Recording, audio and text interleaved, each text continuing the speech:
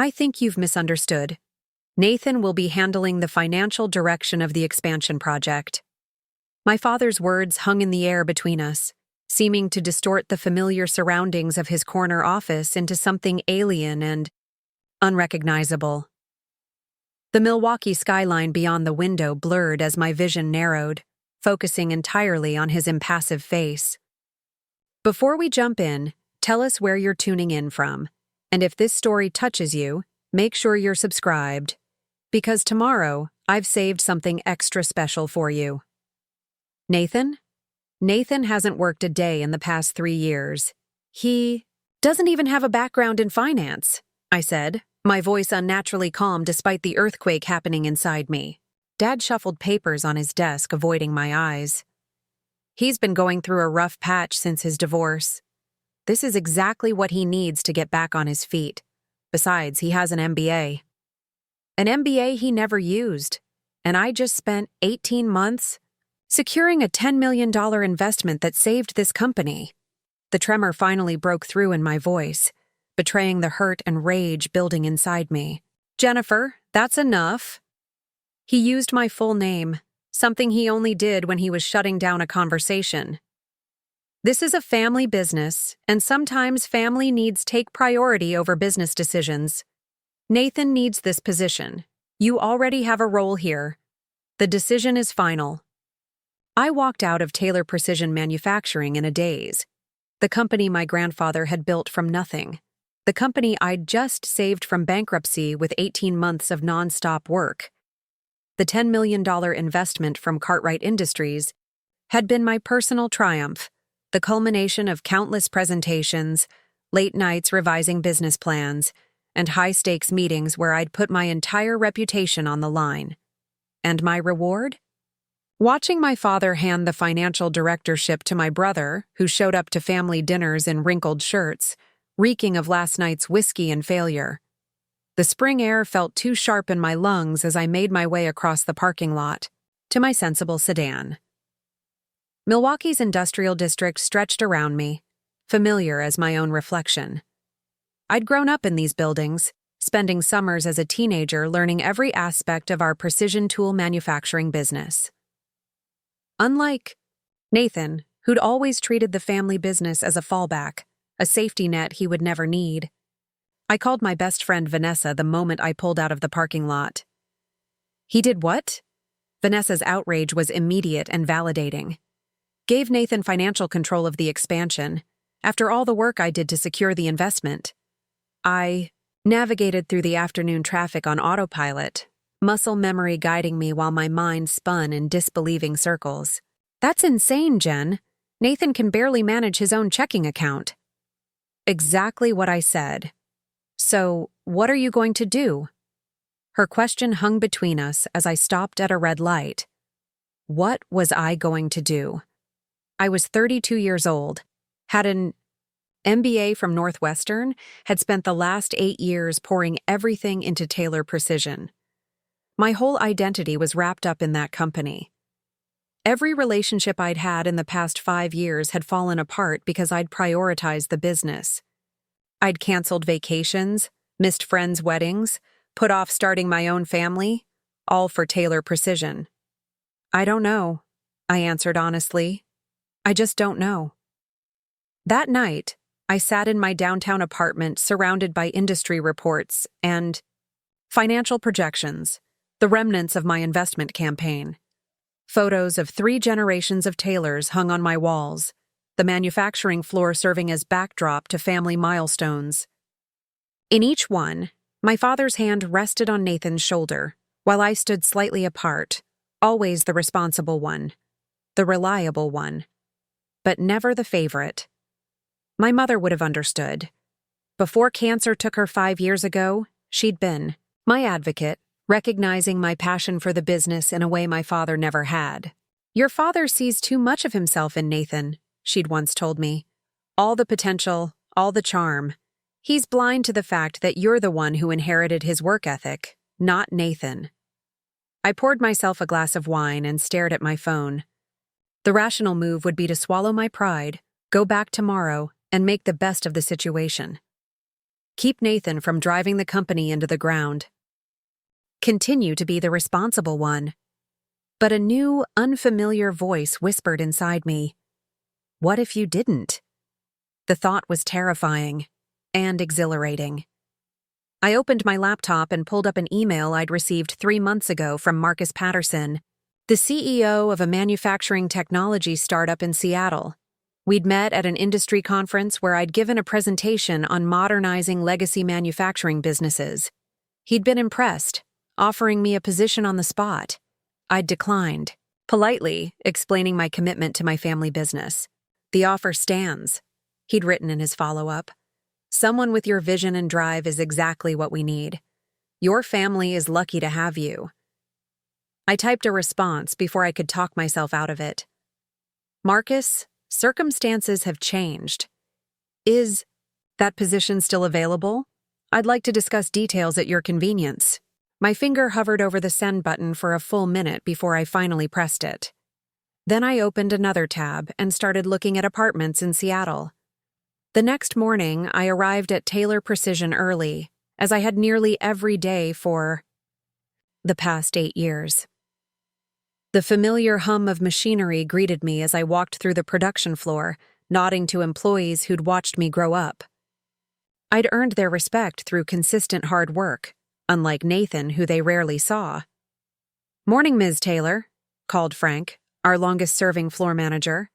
"Heard the good news about the investment. Seems like we owe you a debt of gratitude." I forced a smile. "Just doing my part for the family business, Frank. And I hear Mr. Nathan is coming back to work with us." His tone was carefully neutral, but his raised eyebrows spoke volumes. "That's right," I confirmed, unable to keep the edge from my voice. "He'll be overseeing the financial aspects of the expansion." Frank's face remained impassive, but the slight tightening around his eyes told me everything I needed to know about how that news was being received on the floor. In my office, I found a text from my father. "Meeting with Nathan at 10 to discuss transition. Your presence required." No, please. No acknowledgement of how this might feel for me. Just an expectation that I would fall in line as always. I spent the next hour organizing my files, downloading important documents to my personal drive, and clearing personal items from my desk. Not enough to raise suspicions, but enough to make a quick exit possible if needed. By 9:55, I was walking toward the conference room, back straight, face composed. Nathan arrived 15 minutes late, wearing a suit that probably cost more than what most of our employees made in a month. His handsome face, so similar to our father's in his prime, looked slightly puffy from too many late nights, but he flashed his trademark charming smile as he strolled in. "Sorry I'm late," he said, not sounding sorry at all. "Traffic was brutal coming in from Brookfield." "Some of us plan ahead for traffic," I remarked coolly. "Some of us don't get our panties in a twist over a few minutes," he shot back with a smirk. Dad cleared his throat. "Let's focus on business, shall we? Jennifer, I need you to bring Nathan up to speed on the Cartwright investment and the financial projections for the expansion." For the next hour, I walked through the complex details of the deal I'd structured, explaining how the phased investment would allow us to upgrade our equipment, expand our production capacity, and move into new markets. Nathan nodded occasionally, checking his phone under the table. "So where's the money now?" he interrupted as I was explaining our debt servicing strategy. "The first installment of $3 million was deposited yesterday into our business development account," I explained. "We'll receive the next installment when we meet the first phase production targets." "And who has access to that account?" Nathan asked, suddenly more engaged. "Currently, Dad and I are the only signatories," I replied, watching his expression carefully. "That'll need to change," Dad interjected. "Nathan will need full access as financial director." I felt cold dread pool in my stomach. "I think we should discuss proper controls and oversight before—" "Jennifer," my father cut me off. "I've been running this company for 30 years. I think I understand proper financial controls."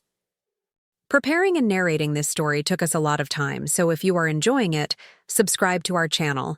It means a lot to us. Now back to the story. And it was nearly bankrupt before I secured this investment, I shot back, unable to contain myself. The room fell silent. My father's face hardened while Nathan leaned back in his chair with a satisfied smirk, enjoying the confrontation. I think we're done for today, Dad finally said. Nathan, we'll meet again tomorrow to continue the transition. Jennifer, I'd like to see you in my office. In his office, my father didn't ask me to sit. Your attitude is unacceptable. Nathan is your brother, and regardless of your personal feelings, he deserves your respect and cooperation.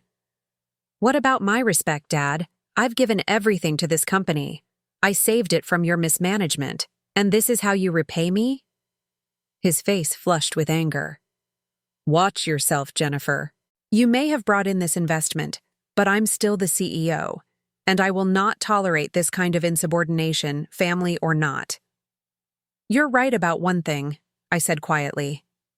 Family or not? That's always been the question, hasn't it? Nathan gets endless chances, endless forgiveness. I get expectations and criticism. That's not fair. No, it's not fair, I agreed. None of this is fair. I walked out, closing the door quietly behind me, which I knew would irritate him more than if I'd slammed it. Back in my office, I found an email from Marcus Patterson waiting for me. Jen, thrilled to hear from you. Position is absolutely still. Available. Can we set up a video call for tomorrow to discuss details? Looking forward to potentially welcoming you to the team. I stared at the message for a long moment, then looked around my office at the photos and awards accumulated over years of dedicated service to Taylor Precision. Outside my window, I could see the manufacturing floor where I'd grown up, the business my grandfather had built, the legacy I'd fought to preserve. And in that moment, I made my decision. I scheduled the call with Marcus for 7 a.m. the next day, before I was due at the office. Then I began methodically organizing my files, ensuring that anyone who took over my position would be able to continue my projects without disruption. It wasn't the company's fault that my father and brother were who they were. That evening, I declined Vanessa's invitation for drinks, needing time alone to process what I was considering. Instead, I drove out to Lake Michigan, finding a quiet spot along the shore where I used to come with my mother when big decisions loomed. The water stretched before me, vast and unforgiving yet somehow comforting in its constancy.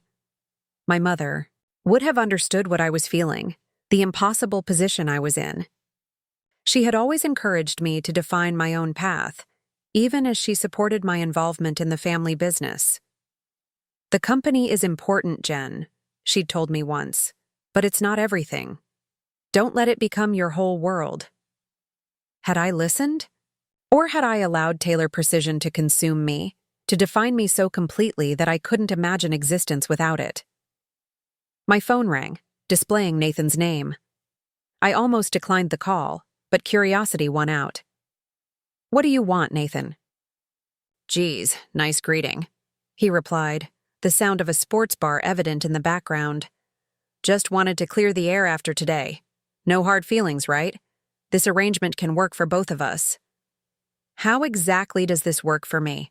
I asked, incredulously. Look, you're great at the day-to-day operations stuff. I'm better with the big picture, the relationships. We complement each other.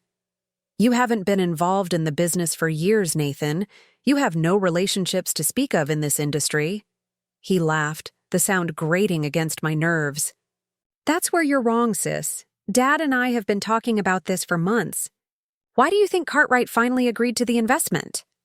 The implication hit me like a physical blow. What are you talking about? Bill Cartwright and Dad go way back. I had dinner with them back in January. Helped smooth the way for your little presentation? You're welcome, by the way. My mind raced back to the mysterious change in Cartwright's demeanor during our final negotiations. I'd attributed it to my comprehensive business plan, my passion for the company's future. Had it all been Nathan and my father pulling strings behind my back? You're lying, I said, but doubt had already taken root. Believe what you want. See? You tomorrow, financial director's assistant.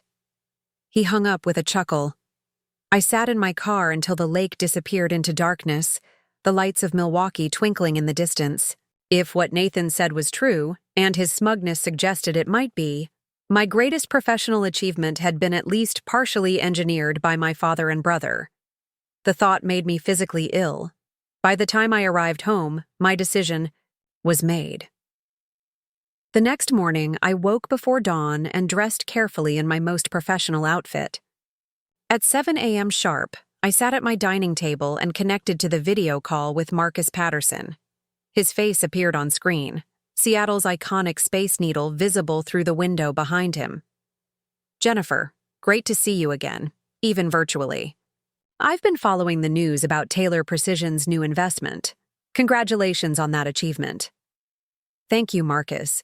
It was a significant effort. I maintained my composure, refusing to let bitterness color this new beginning. I'm sure it was, which makes me all the more curious about your sudden interest in our position. Last we spoke, you were fully committed to your family business. I took a deep breath. Circumstances change. Sometimes we need to recognize when a situation no longer serves our growth or values our contributions. He nodded, understanding in his eyes. I won't pry, but I will say that our offer has actually improved since we last spoke. We've secured our own round of funding, and we're looking to build out our executive team with people who understand both traditional manufacturing and modern technological innovation. Someone with your unique background would be invaluable. For the next hour, we discussed the position, the company's vision, compensation, and relocation assistance. By the end of the call, Marcus had made a formal offer that exceeded my current salary by 40%, with equity options that could be worth significantly more if the company continued its growth trajectory. Take some time to think about it, Marcus said as we wrapped up. This is a big move. I appreciate that, but I don't need time, I replied with certainty. I accept the offer. His eyebrows rose in surprise. Then he smiled broadly. Well, then, welcome to TechForge Manufacturing. How soon can you start? I'll need 2 weeks to wrap things up here and make arrangements to move. Perfect. I'll have HR send over the paperwork today. Looking forward to having you on the team, Jennifer. After the call ended, I sat still for several minutes, absorbing the enormity of what I'd just done. 15 years of dedication to Taylor Precision ended with a 30-minute conversation. It felt surreal, frightening, and strangely liberating all at once. I arrived at the office an hour later than usual, walking in with a confidence I hadn't felt in months. The morning passed in a blur of finalizing reports and transitioning projects to colleagues. At noon, I requested a meeting with my father. I'm busy today, Jennifer, he said when I appeared in his doorway. Can this wait until tomorrow? No, it can't. Something in my tone made him look up from his computer. He studied my face for a moment, then sighed and gestured to the chair across from his desk. What is it? I handed him an envelope. My resignation, effective 2 weeks from today. He stared at the envelope without opening it. Is this some kind of tantrum over Nathan's appointment? It's a business decision, I replied evenly. I've accepted a position with TechForge Manufacturing in Seattle. The shock on his face was almost worth the past few days of pain. TechForge? That startup? You're leaving a century-old family business for a company that might not exist in 5 years? A company that values my contributions and offers me a path to advancement based on merit rather than birth order, I countered. He opened the envelope, scanning my resignation letter with growing anger. This is about your brother, isn't it? You always were jealous of the bond Nathan and I share. The accusation stung, but I refused to be baited. This is about recognizing when it's time to move on. Mom always said I shouldn't let the company become my whole world. She was right. Don't bring your mother into this, he snapped. She would be disappointed by your disloyalty. I laughed, the sound hollow even to my own ears. No, Dad. Mom, would understand exactly why I'm doing this. She always saw me clearly, even when you couldn't. I stood to leave, but paused at the door. By the way, I've prepared detailed transition documents for all my projects and responsibilities. Unlike some people in this family, I don't believe in leaving others to clean up my messes. The next 2 weeks were a whirlwind of preparations. I found a furnished apartment in Seattle's Capitol Hill neighborhood, arranged for my Milwaukee apartment to be sublet, and methodically documented every aspect of my role at Taylor Precision. Professional to the end, even as whispers and speculation swirled around the office. Nathan made only sporadic appearances, arriving late and leaving early each day, already treating his new role as a casual obligation rather than a responsibility. I heard through office gossip that he'd already requested a significant advance on his new salary to purchase a luxury SUV. On my last day, the production staff organized a small farewell gathering in the break room. Frank presented me with a plaque they'd had made, engraved with Jennifer Taylor, the heart of Taylor Precision. "We wanted you to know how much you mean to this place," Frank said, uncomfortable with public speaking, but determined to make the gesture. "To us, you'll always be part of what makes this company special." I fought back tears as I thanked them, promising to stay in touch. My father did not attend the gathering. When the time came to leave, I walked through the manufacturing floor, one last time, saying individual goodbyes to employees I'd known my entire life.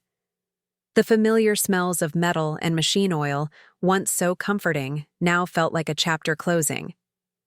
As I reached my car, Nathan pulled into the parking lot in his brand new Range Rover, arriving just as I was leaving for the final time. "So you're really going through with it," he called out, climbing from his vehicle. "Running away because Daddy didn't give you what you wanted." "I'm not running away, Nathan. I'm moving toward something better." I placed the last of my belongings in my trunk. "I hope you surprise everyone and take this opportunity seriously. A lot of people depend on this company," he scoffed. "Always the responsible one, right to the end. Don't worry about us. Dad and I will manage just fine without your constant hovering." I closed my trunk and faced my brother fully. "You know what, Nathan? For the first time in my life, I'm not worried about how you and Dad will manage. That's your problem now, not mine." "What's that supposed to mean?" "It means I'm free," I replied simply. "Good luck. You're going to need it." I drove away from Taylor Precision Manufacturing for the last time, watching it shrink in my rearview mirror until it disappeared. Completely. Ahead lay a 2-day drive to Seattle, a new job, a new city, a new life entirely of my own making. I called Vanessa from the road. "I just left." "How do you feel?" she asked. I considered the question as Milwaukee's skyline faded behind me. Terrified, exhilarated, sad, free, all of it at once. "That sounds about right," she laughed. "When do you want me to come visit you in Seattle?" "Give me a month to get settled. Then come see what Jennifer Taylor looks like when she's not defined by Taylor Precision." "I can't wait," she said warmly. "I'm proud of you, Jen." As I crossed from Wisconsin into Minnesota, following the setting sun westward, I realized that, for the first time in my adult life, I was truly on my own. No family expectations weighing me down, no predetermined path to follow. Just open road and possibilities stretching before me. The apartment in Seattle was smaller than my place in Milwaukee, but the views of the city and distant mountains made it feel expansive. I spent my first weekend exploring my new neighborhood, finding favorite coffee shops and markets, beginning to imagine a life here. On Monday morning, I arrived at TechForge's offices in downtown Seattle, nervous but eager to begin. The contrast with Taylor Precision was immediately apparent. Open concept workspaces instead of walled offices, casual dress instead of business attire, and a diverse workforce spanning generations and backgrounds. Marcus greeted me personally, introducing me to key team members before showing me to my new workspace. "We're thrilled to have you on board, Jennifer. Your experience bridging traditional manufacturing with new technologies is exactly what we need at this growth stage. Thank you for the opportunity, I replied, meaning it more deeply than he could know. I'm excited to be part of building something new. That first week was exhausting and exhilarating in equal measure. Learning new systems, absorbing the company culture, beginning to contribute in meetings where my input was genuinely valued and considered. I worked late most evenings, not out of obligation, but from genuine enthusiasm for the projects I was joining. It was during my second week that I received a text from Frank back in Milwaukee. Thought you should know. Nathan approved a withdrawal of $500K from the business development account today for consulting fees. Board meeting tomorrow to discuss. I stared at the message, a complex mixture of vindication and concern washing over me. Part of me wanted to call my father immediately, to say, "I told you so," or offer to help fix the inevitable mess. The old Jennifer would have done exactly that, rushed in to solve problems I hadn't created, to protect people who had never protected me. Instead, I typed a simple response to Frank. "Thanks for letting me know. I hope it works out." Then I turned off my phone and went to meet my new colleagues for happy hour, choosing for once to prioritize my new beginning over the problems of my past. 2 months later, I was fully settled into my role at TechForge, leading a team developing software to optimize traditional manufacturing processes, exactly the kind of innovation I'd tried to implement at Taylor Precision. My apartment was beginning to feel like home, and I'd made several friends at work who were showing me the best of Seattle culture. Vanessa visited for a long weekend, marveling at the change in me. "You seem lighter," she observed as we hiked, along a trail overlooking Puget Sound. "More yourself somehow." "I feel more like myself," I agreed. I didn't realize how much I'd been contorting to fit into the space my father allowed me until I stopped doing it. "Have you heard anything from them?" she asked carefully. I nodded. "Dad called last week, actually. First time since I left." "And?" "The board forced Nathan to step down after he misappropriated investment funds. Dad wanted to know if I'd consider coming back to help sort things out." Vanessa stopped walking. "Are you serious? What did you say?" I smiled, remembering the strange calm I'd felt during that conversation. I said no. I wished him well, told him I was happy in my new position, and suggested he promote Linda from accounting to financial director. She's been there 20 years and knows the business inside and out. How did he take it? Not well, I admitted. He said something about family loyalty and hanging him out to dry. I reminded him that loyalty works both ways. We continued, walking in comfortable silence for a while before Vanessa spoke again. "Do you miss it? The family business?" I considered the question seriously. "I miss parts of it. The history, the connection to my grandfather and mother, knowing every person on the floor by name. But I don't miss who I was there, always trying to prove myself, always coming in second to Nathan despite working twice as hard." Later that evening, as we enjoyed dinner at a waterfront restaurant, Vanessa raised her glass in a toast. To Jennifer Taylor, who secured a $10 million investment for her family business, then walked away to invest in herself instead. I clinked my glass against hers, feeling the truth of her words resonate through me. The greatest investment had indeed been in myself, in my worth, my future, my happiness. And unlike the investment I'd secured for Taylor Precision, this one couldn't be squandered by someone else's poor decisions. As the sun set over Seattle's skyline, I felt a peace I hadn't known in years. The path forward wasn't perfectly clear, but it was mine to determine. For the first time in my life, that seemed like more than enough. 3 months into my new life in Seattle, I received an unexpected email from Linda, our former head of accounting at Taylor Precision.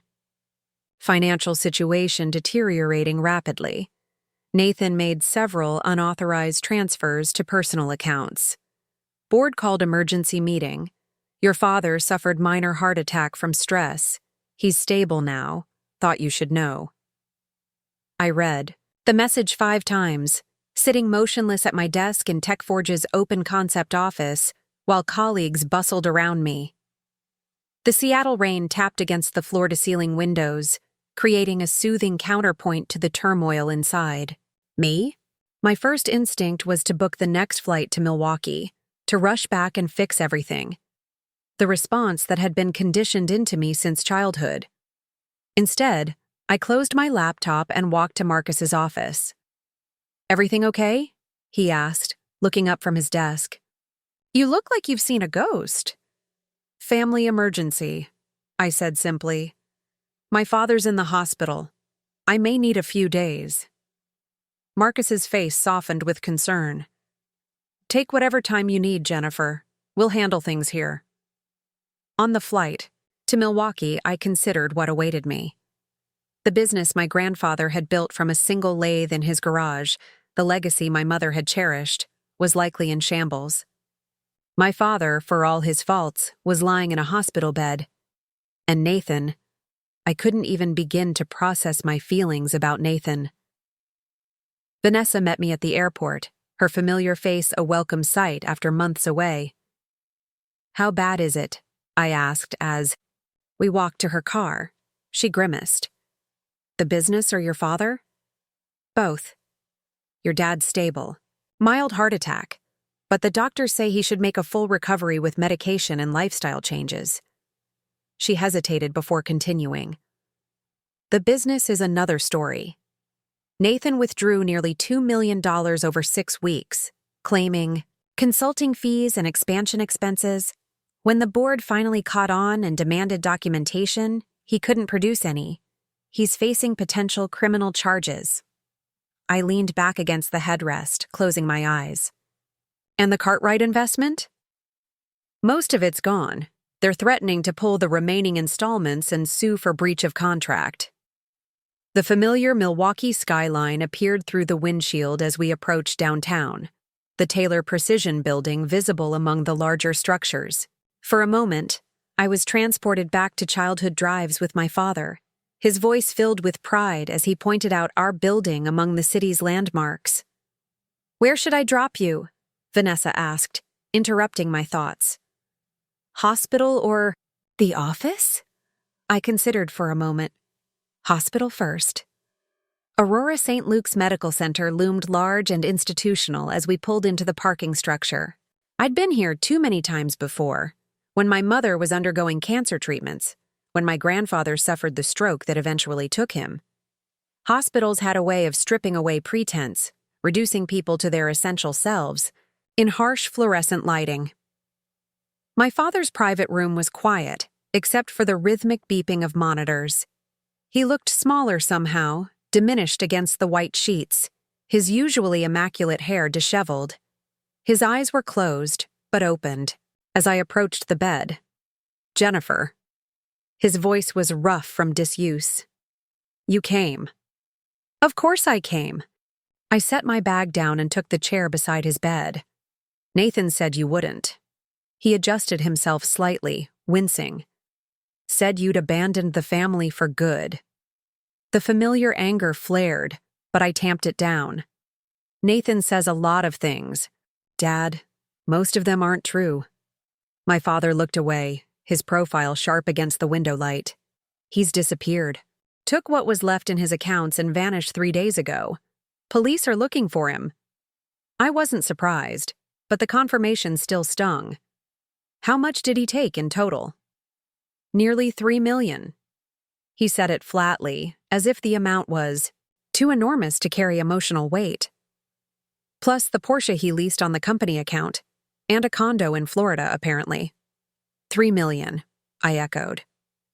The sum represented years of careful financial management, sacrificed weekends and holidays, countless presentations and client meetings, all gone because my father couldn't see what was right in front of him.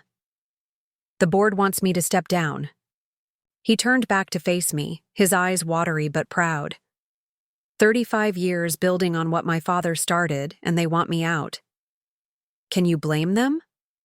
The words came out sharper than I intended. You handed financial control to someone with a history of irresponsibility, someone who hadn't worked a day in the company for years. He's my son, he said simply, as if that explained everything. And I'm your daughter, I countered. The one who worked tirelessly to save the company. The one you passed over without a second thought. He had the grace to look ashamed just for a moment, before his familiar defensiveness returned. I did what I thought was best for the family. Nathan needed the opportunity. And look where that got you. Look where it got the company. Stood up, unable to remain still with frustration coursing through me. Do you have any idea what you did when you made that decision? Not just to me, but to everyone who depends on Taylor Precision for their livelihood? I know I made a mistake, he admitted, the words clearly difficult for him. That's why I asked Linda to contact you. We need you back, Jennifer. The company needs you. I stared at him, searching his face for any recognition of what he was asking.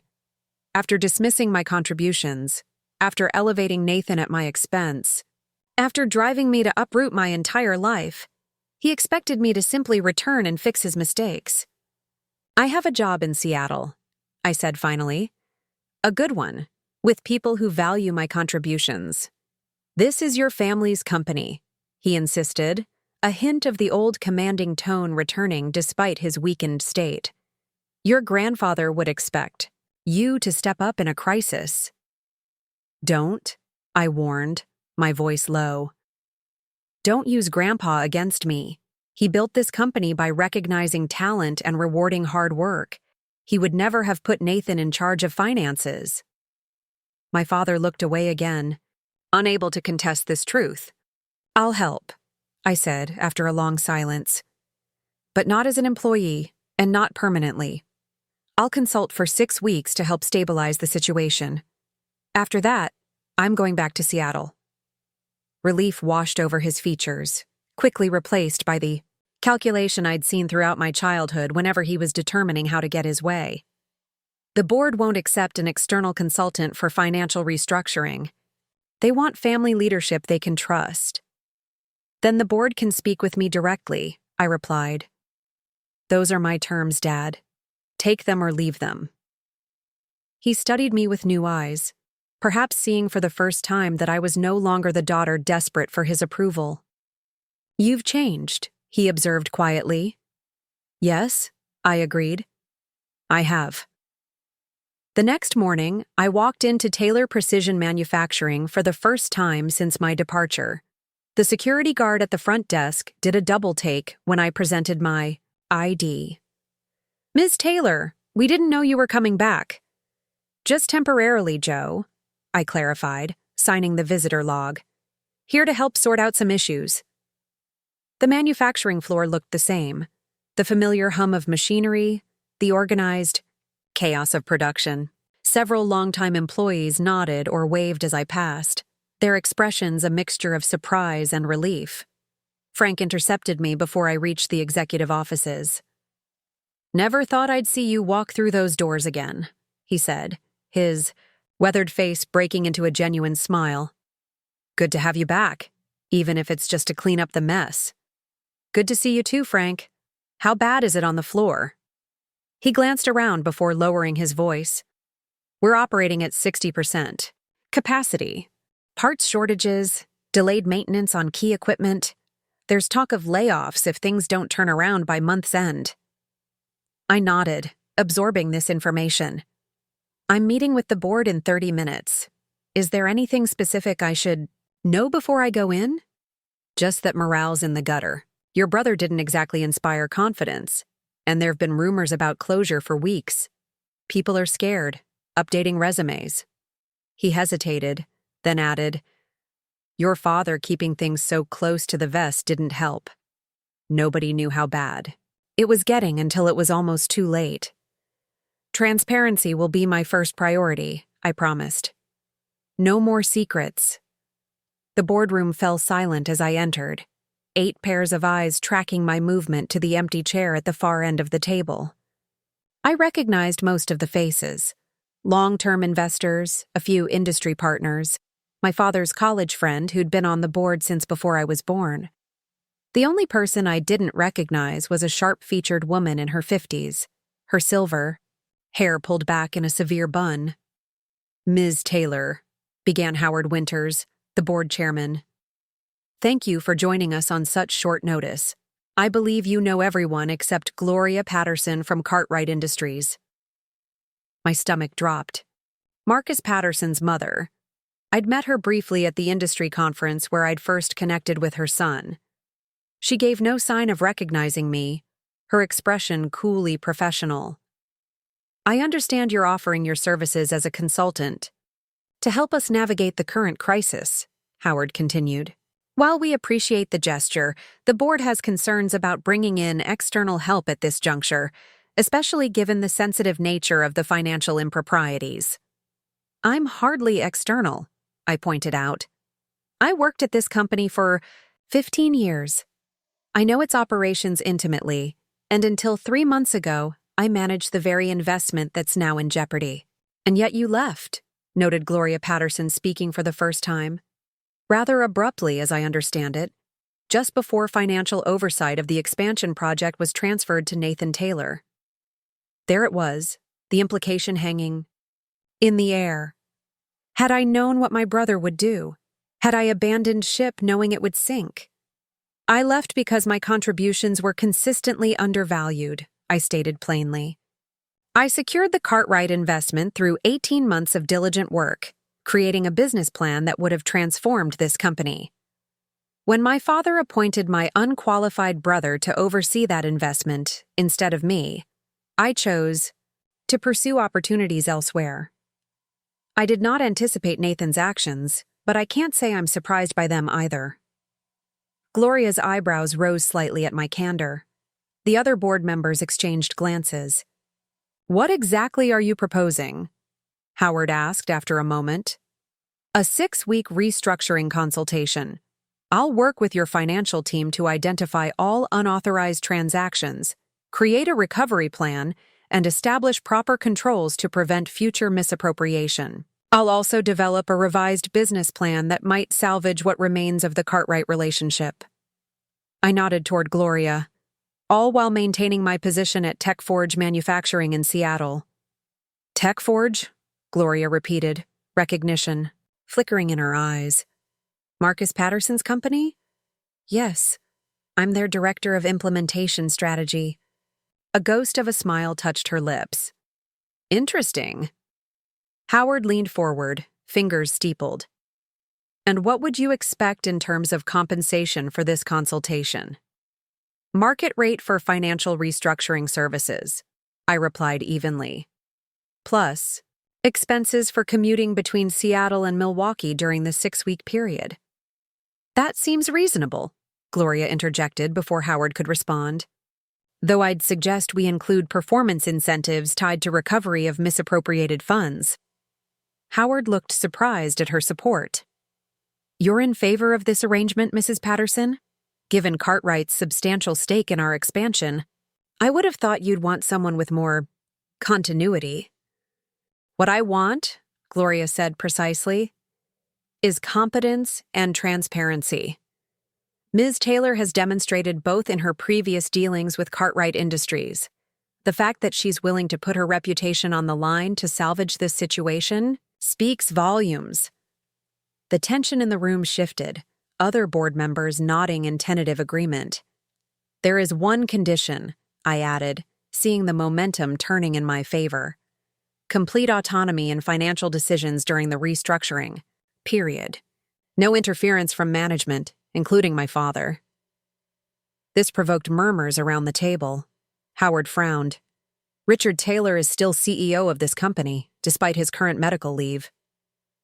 "Richard Taylor appointed the person who created this crisis," I reminded them. "His judgment in financial matters has been compromised. I can't work effectively if I'm constantly battling management decisions that undermine recovery efforts." Gloria nodded slowly. "A reasonable precaution, given the circumstances." The discussion continued for another hour, details negotiated, concerns addressed. By the time we adjourned, I had a signed consulting agreement and temporary authority over Taylor Precision's financial operations. As we filed out of the boardroom, Gloria Patterson held back to walk beside me. "My son speaks very highly of you," she said quietly. "Says you're the best hire he's made in years." I maintained my professional demeanor, despite my surprise. TechForge is an exciting company with tremendous potential. I'm grateful for the opportunity to contribute to its growth. "I imagine this situation puts you in an awkward position," she continued, gesturing vaguely to encompass the Taylor Precision offices. "Consulting for a company that's essentially a competitor to your current employer." "I've discussed it with Marcus," I assured her. "There's no conflict of interest. Taylor Precision operates in a different segment of the manufacturing sector than TechForge."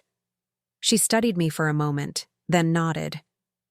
For what it's worth, I opposed Richard's decision to put Nathan in charge of the expansion. "The investment committee at Cartwright was impressed by your presentation, not by whatever backdoor influence Richard thought he was exercising." The revelation stopped me in my tracks. "You knew about that?" Gloria's smile was knowing. "Richard and my husband play golf together. William mentioned Richard's suggestion that appointing Nathan would smooth relations between our companies. I made it clear that Cartwright invests based on solid business plans, not personal connections." The weight that had settled in my chest since Nathan's smug phone call months ago suddenly lifted. My work had been recognized on its merits after all.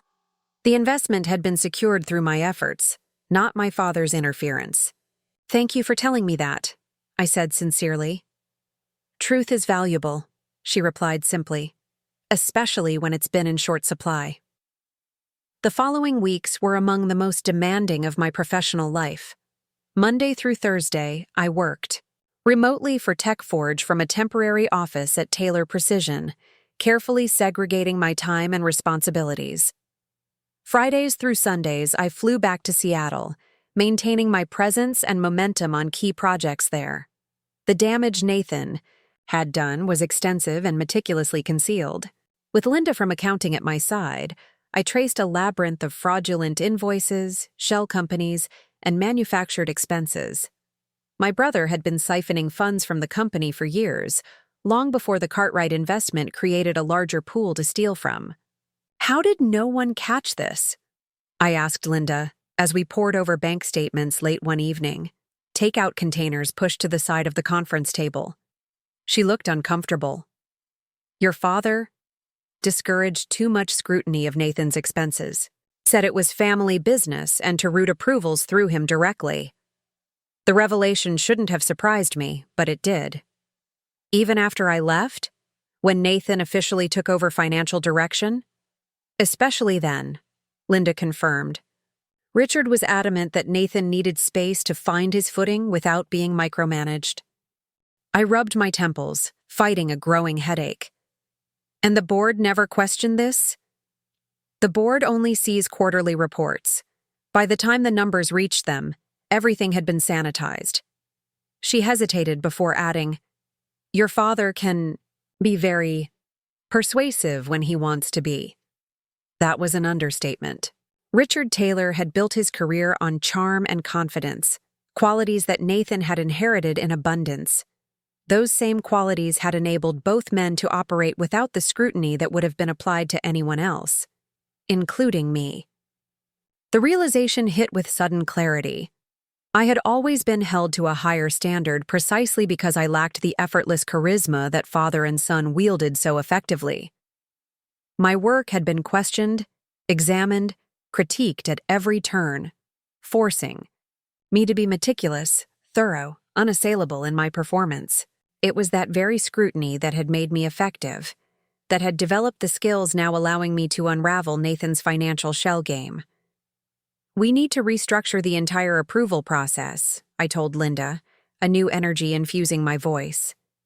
"No more special channels, no more exemptions for family members.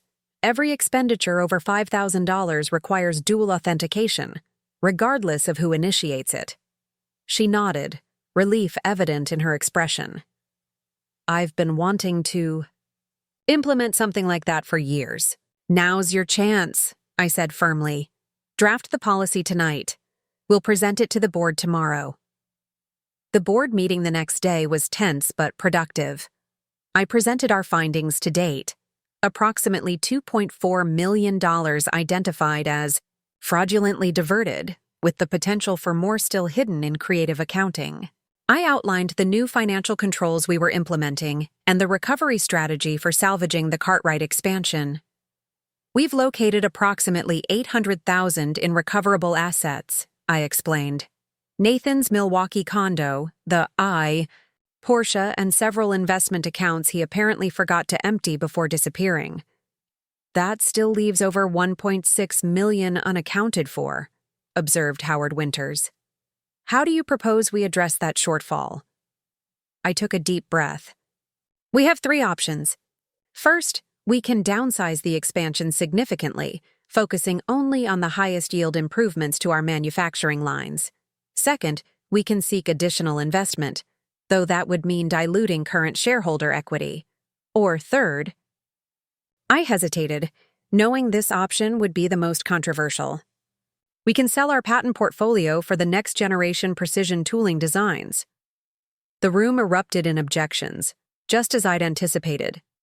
The patents represented Taylor Precision's future, innovative designs my grandfather had initiated, and my father had continued developing throughout his career. When the noise subsided, I continued calmly.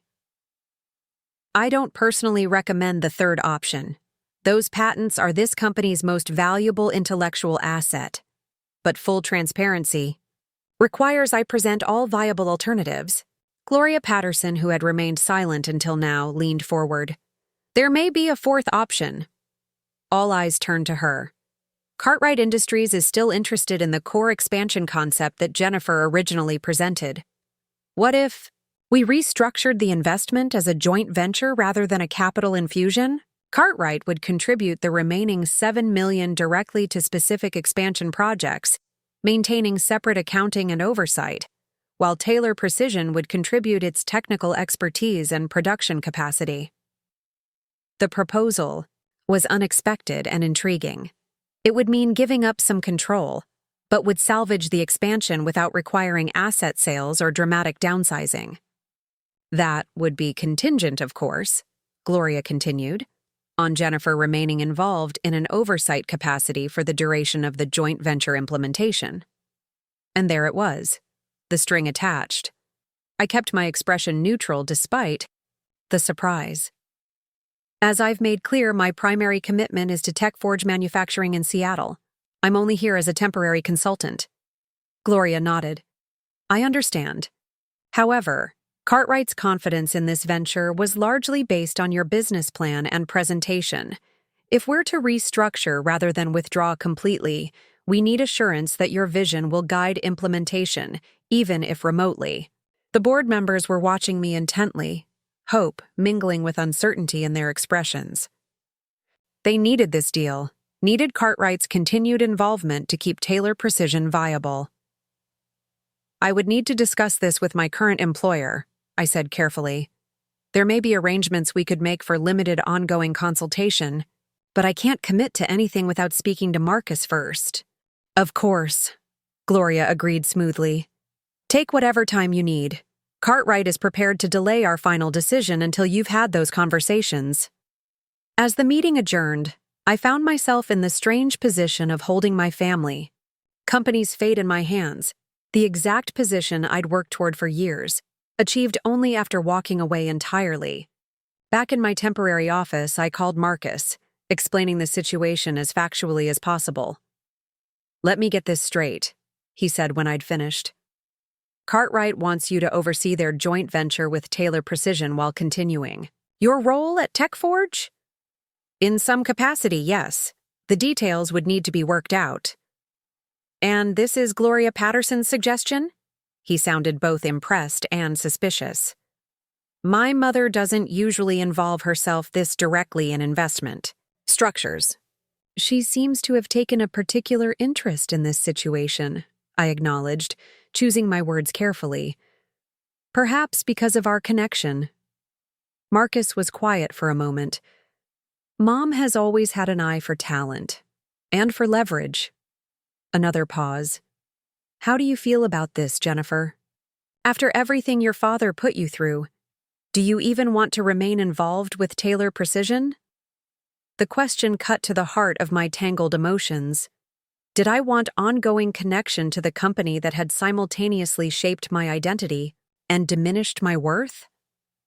To the legacy that was as much mine as it was my father's or brother's, despite their efforts to marginalize my contributions?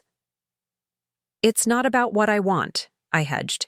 It's about what makes sense professionally. That's not an answer, Marcus said gently.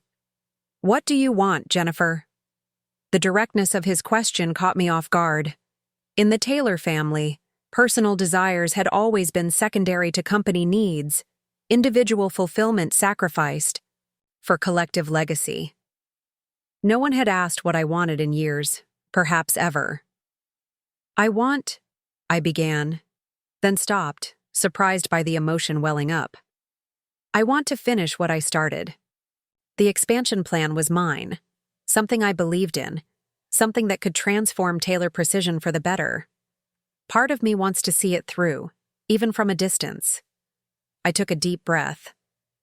But I also want to build something new at TechForge, to be valued for my contributions rather than tolerated because of my name.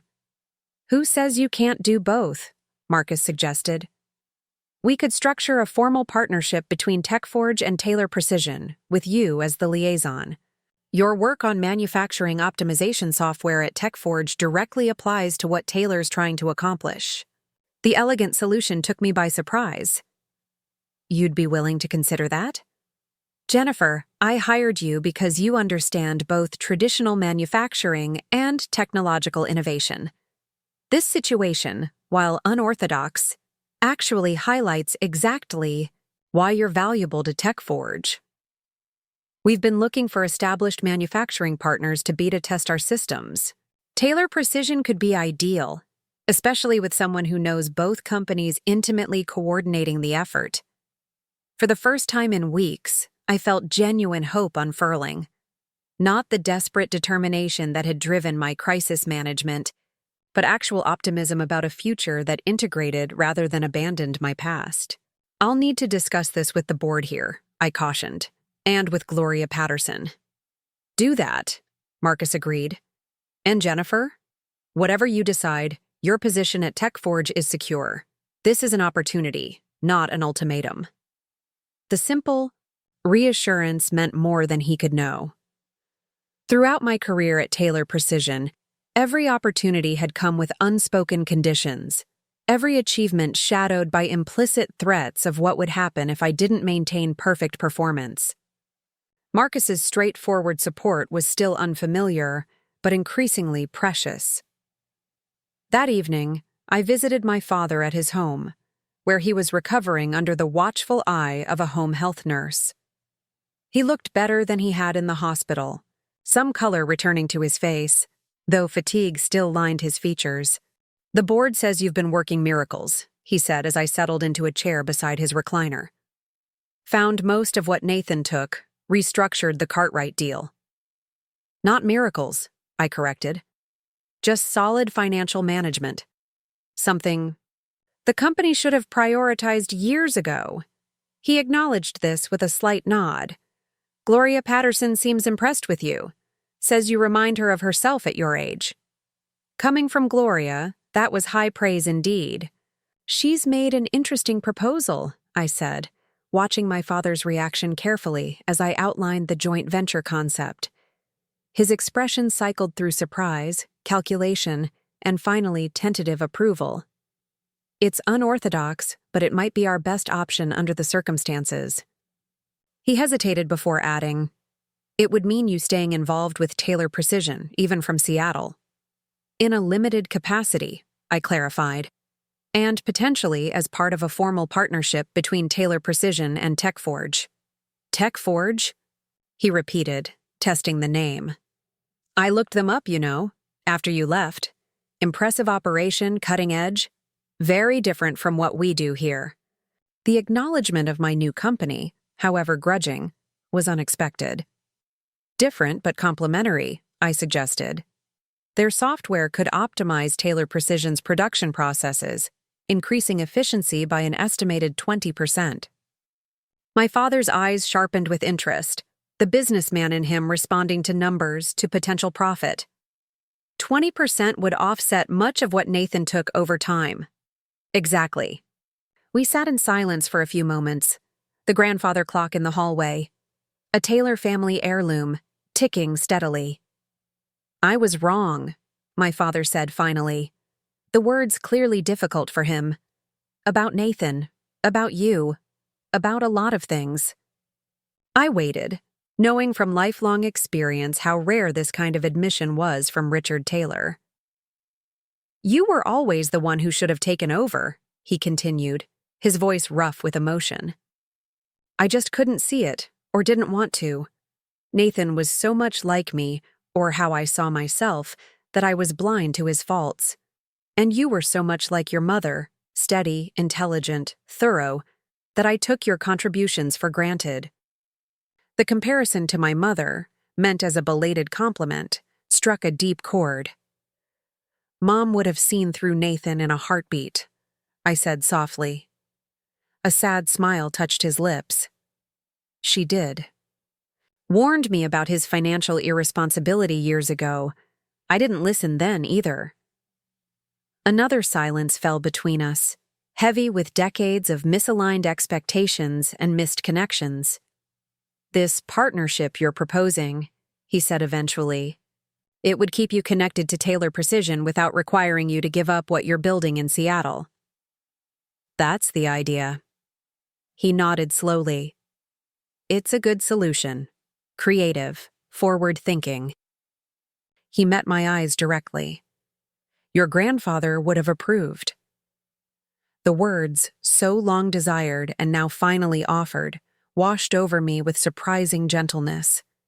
I had spent years seeking this validation, this recognition of my place in the Taylor legacy. Now that it had come, I found it mattered less than I had expected. Pleasant, yes. Satisfying, certainly. But no longer essential to my sense of self or worth. Thank you, I said simply. That means something coming from you. As I prepared to leave, my father reached for my hand, an uncharacteristic gesture from a man who rarely initiated physical contact. When this is all settled, he said, I'd like to visit you in Seattle. See this new life you're building. If that would be acceptable? The tentative request, so unlike his usual confident demands, revealed just how much our relationship had shifted. He was no longer the unquestioned authority figure, nor I the daughter seeking approval. We were two adults negotiating a new connection based on mutual respect rather than obligation. I'd like that, I replied truthfully. Seattle has a lot to offer. I think you'd enjoy it.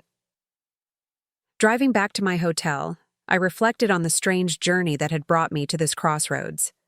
3 months ago, I had fled Milwaukee with a broken heart and wounded pride, certain I was closing the door on Taylor Precision forever.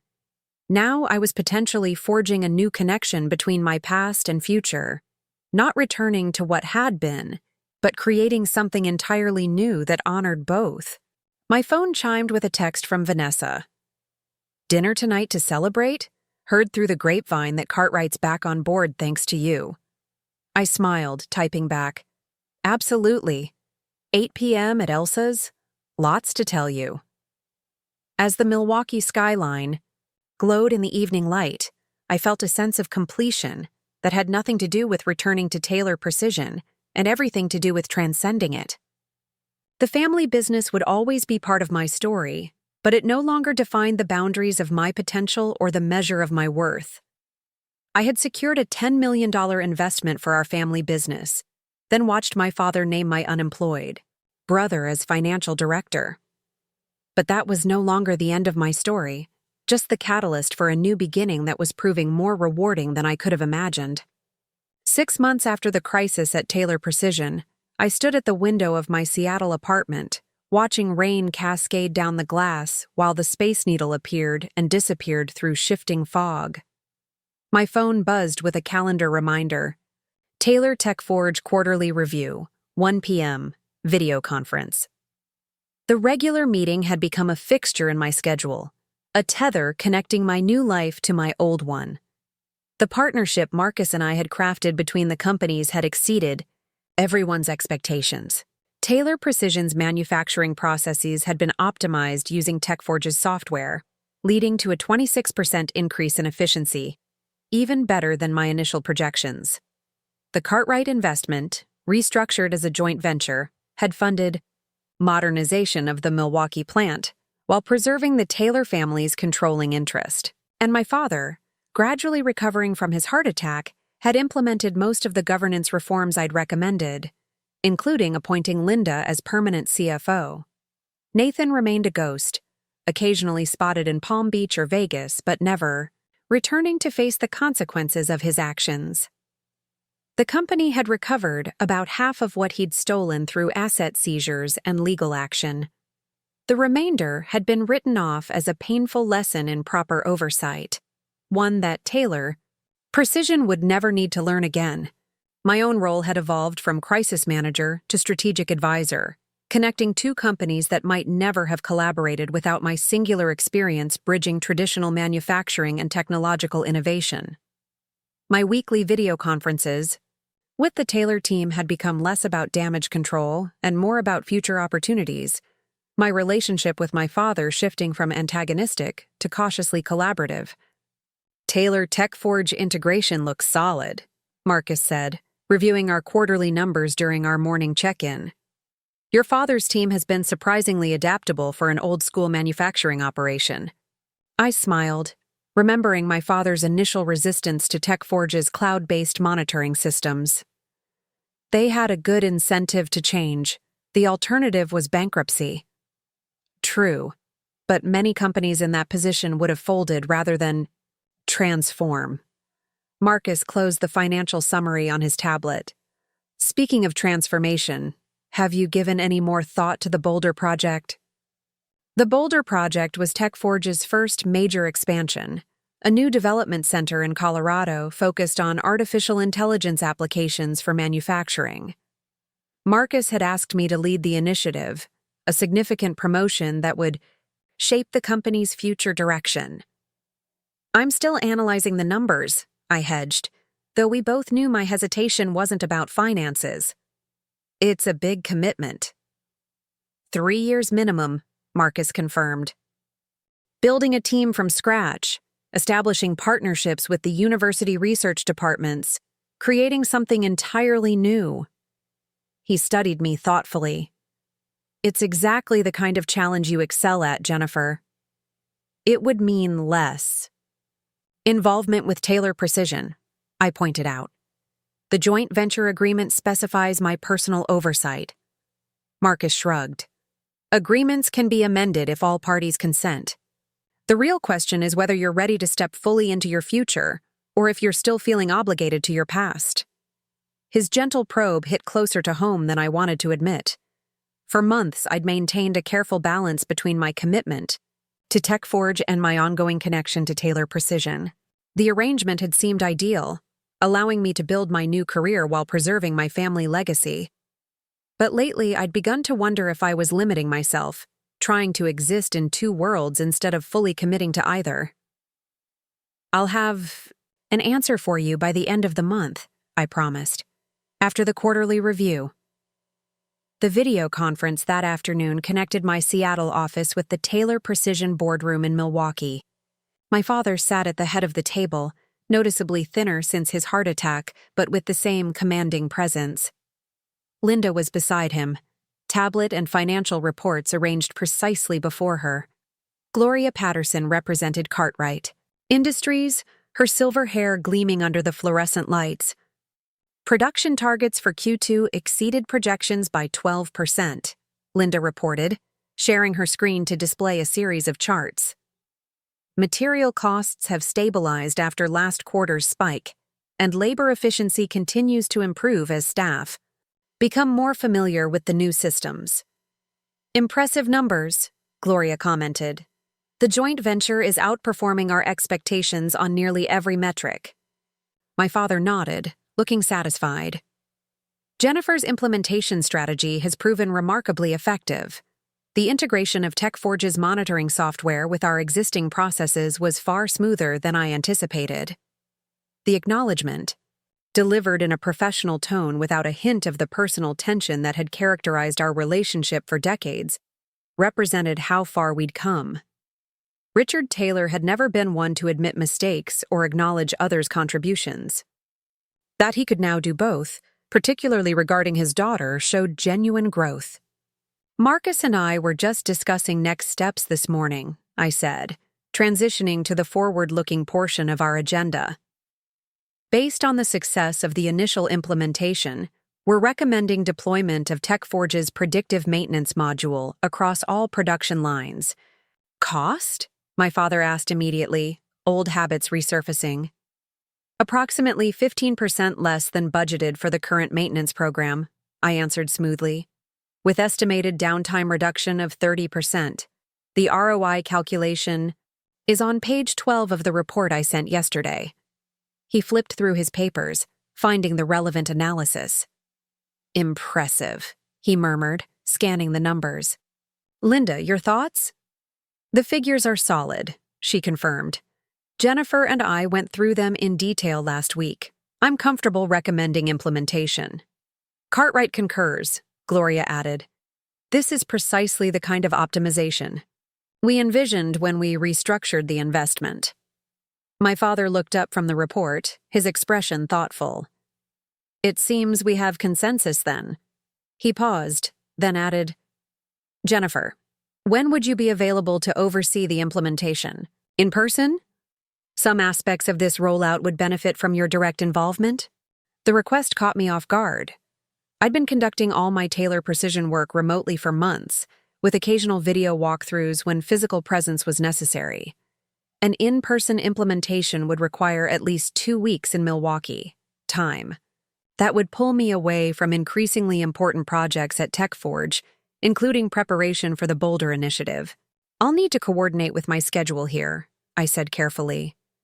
When were you thinking? Next month would be ideal, he replied. I understand it's short notice, but there's another matter I'd like to discuss while you're here. A potential restructuring of the company leadership. Linda and Gloria exchanged glances, clearly already aware of whatever my father was planning. My curiosity piqued. I'll make it work, I agreed. I'll arrive the weekend before implementation begins. After the meeting concluded, I called Marcus to update him. 2 weeks in Milwaukee, he repeated. That's longer than you've been back since the initial crisis. Is there something else going on? My father mentioned a leadership restructuring he wants to discuss in person.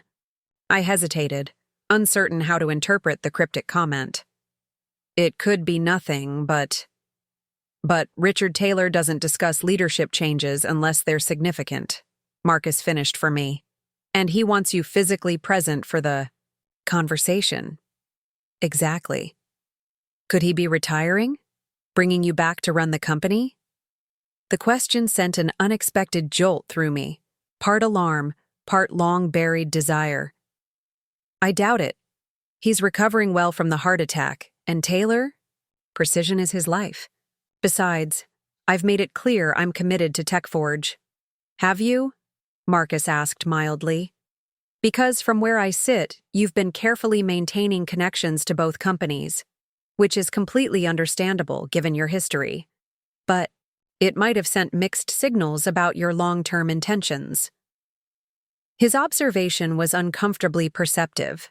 I had been deliberately ambiguous about my future plans, keeping doors open in both directions.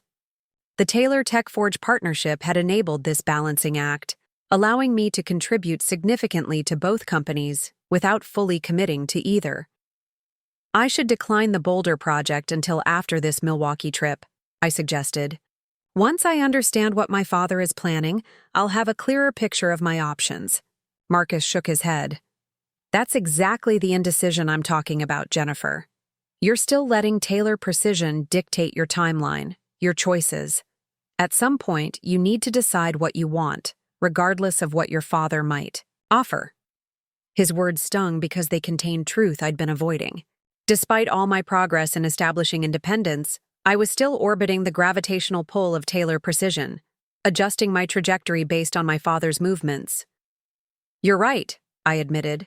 I need to make a decision based on what I want, not what he might want from me. So what do you want? Marcus pressed gently. I considered the question seriously, allowing myself to acknowledge desires I'd been suppressing. I want to build something new.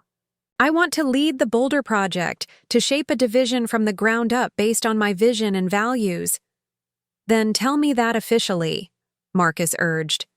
Commit to Boulder before you go to Milwaukee. Make your decision independent of whatever Richard might be planning. The idea was both terrifying and liberating. If I accepted the Boulder position, I would be definitively choosing my future over my past, TechForge over Taylor Precision. The symbolic significance would be impossible for my father to misinterpret. I'll think about it, I promised. That evening, Sophia, a colleague who had become a close friend since my move to Seattle, invited me to dinner at her favorite waterfront restaurant. We were halfway through our meal when she fixed me with a knowing look. Okay, what's going on? You've been somewhere else all night. I sighed, spearing a piece of salmon without eating it. My father wants me back in Milwaukee for 2 weeks. He's planning some kind of leadership restructuring at Taylor Precision. Ah, she nodded, understanding. Immediately. And you're worried he's going to try to pull you back in? Maybe. Or maybe I'm worried I'll be tempted if he does. Sophia had heard enough about my history with Taylor Precision to understand the complicated dynamics at play. Would it be so terrible going back? You saved the company once. Maybe running it is your destiny. That's what I would have said a year ago, I admitted. Taking over Taylor Precision was my goal for so long that it became part of my identity. But now you have options, she completed my thought. Real ones, not just theoretical alternatives to the family business. Exactly. Marcus offered me the Boulder Project today, 3 years minimum building a new AI division from scratch. It's exactly the kind of challenge I came to TechForge for. But you didn't accept immediately, Sophia observed, which means part of you is still holding out for whatever your father might offer. Put so directly, my indecision seemed foolish even to myself. It sounds ridiculous when you say it out loud. Not ridiculous, she countered. Human. You spent your whole life working toward one goal, one validation. It's hard to let that go, even when you've found something better. Her insight resonated deeply. Despite all the pain and disappointment Taylor Precision had caused me, some part of me still craved the symbolic victory of returning as triumphant leader, the final vindication after years of being undervalued. The thing is, I said slowly, I'm not sure it would even be satisfying anymore. Running Taylor Precision would mean maintaining what already exists, preserving my grandfather's legacy. The Boulder Project would mean creating something entirely new, something that reflects my own vision. Sounds like you've already made your decision, Sophia pointed out. You just haven't admitted it to yourself yet. She was right. The excitement I felt thinking about Boulder, the challenge of building a team, establishing a culture, shaping a technological direction, far outweighed any residual desire to return to Taylor Precision. The family business would always be part of my history, but it no longer needed to define my future. The next morning, I arrived at TechForge's offices early, catching Marcus before his schedule filled with meetings. I'd like to accept the Boulder position, I said without preamble as I entered his office, regardless of what happens in Milwaukee next month. His smile was both pleased and knowing. What changed your mind? Nothing changed, I replied truthfully. I just stopped pretending I didn't already know what I wanted. The following weeks passed in a blur of preparation. finalizing the implementation plan for Taylor Precision's new systems, transitioning my current TechForge projects to colleagues, and beginning preliminary work on the Boulder initiative. I would begin officially in that role after returning from Milwaukee, but Marcus had authorized me to start building my team immediately. When I boarded the flight to Wisconsin, I felt a clarity that had eluded me for months. Whatever my father was planning, whatever offer he might make, I had already chosen my path. This visit was about respectfully disentangling my future from Taylor Precision's, not about considering a return. Vanessa met me at the airport, as she had during the crisis 6 months earlier. This time, however, her smile was relaxed, without the tension of those difficult days. "You look good," she observed as we walked to her car. "Seattle agrees with you." "It does," I agreed. "Or maybe it's just having room to grow beyond old expectations." "A bit of both, probably." She navigated through the familiar streets of Milwaukee, the skyline a mixture of nostalgic comfort and restrictive memory. "Your dad's been surprisingly tolerable lately. Linda says he's actually listening in meetings, considering other perspectives. Near-death experiences have a way of shifting priorities," I remarked, though I knew the change was more complex than that. My father's transformation had begun when his unquestioning faith in Nathan had been shattered, forcing him to reevaluate other long-held assumptions. "He's excited about your visit," Vanessa continued. "Been talking about it for weeks, apparently. Very mysterious about this restructuring plan he wants to discuss." "Any insider intel you can share?" She shook her head. "He's keeping it close to the vest. Even Linda only knows pieces." My father had arranged for me to stay in the company apartment downtown rather than at his house in the suburbs, a courtesy that acknowledged my independence while keeping me close to the office. The space was impersonal but comfortable, a corporate accommodation typically reserved for visiting executives and important clients. The next morning, I arrived at Taylor Precision prepared for a day of technical meetings about the implementation. To my surprise, my father intercepted me in the lobby. "Jennifer," he greeted me with an awkward half-hug, more physical contact than he'd typically initiate. "Thank you for making the trip on such short notice." "Of course," I replied, falling into step beside him as he led me toward the executive floor. "The team is ready for the system deployment. We should be able to complete the technical installation within the time frame we discussed." He nodded absently, clearly focused on other concerns. "Before we get into all that, I'd like to speak with you privately. There are some developments you should be aware of." His office was unchanged since my last visit. The same imposing desk, the same view of Milwaukee's skyline, the same photographs of 3 generations of Taylor men on the manufacturing floor. The only new addition was a small framed photo on his desk that hadn't been there before. Me at my college graduation, my mother's arm around my shoulders, both of us smiling. I gestured toward it, surprised. "I haven't seen that picture in years. Found it when I was going through some old files after the heart attack," he explained, almost embarrassed. "Your mother was so proud that day. Said you'd go further than any of us." The memory created an unexpected lump in my throat. She always believed in me. As she should have. He settled into his chair, indicating for me to take a seat across from him. "I've been doing a lot of reflecting these past months, about the company, about my legacy, about the mistakes I've made both professionally and personally." His direct acknowledgement of past errors was startling. Richard Taylor had built his identity on being infallible, decisive, always right. That he could now speak openly about mistakes represented a fundamental shift. "The heart attack was a wake-up call," he continued. "According to my doctors, I should consider reducing my stress levels significantly. They've recommended I step back from day-to-day operations." "Are you retiring?" I asked, unable to imagine my father voluntarily relinquishing control of the company he'd devoted his life to building.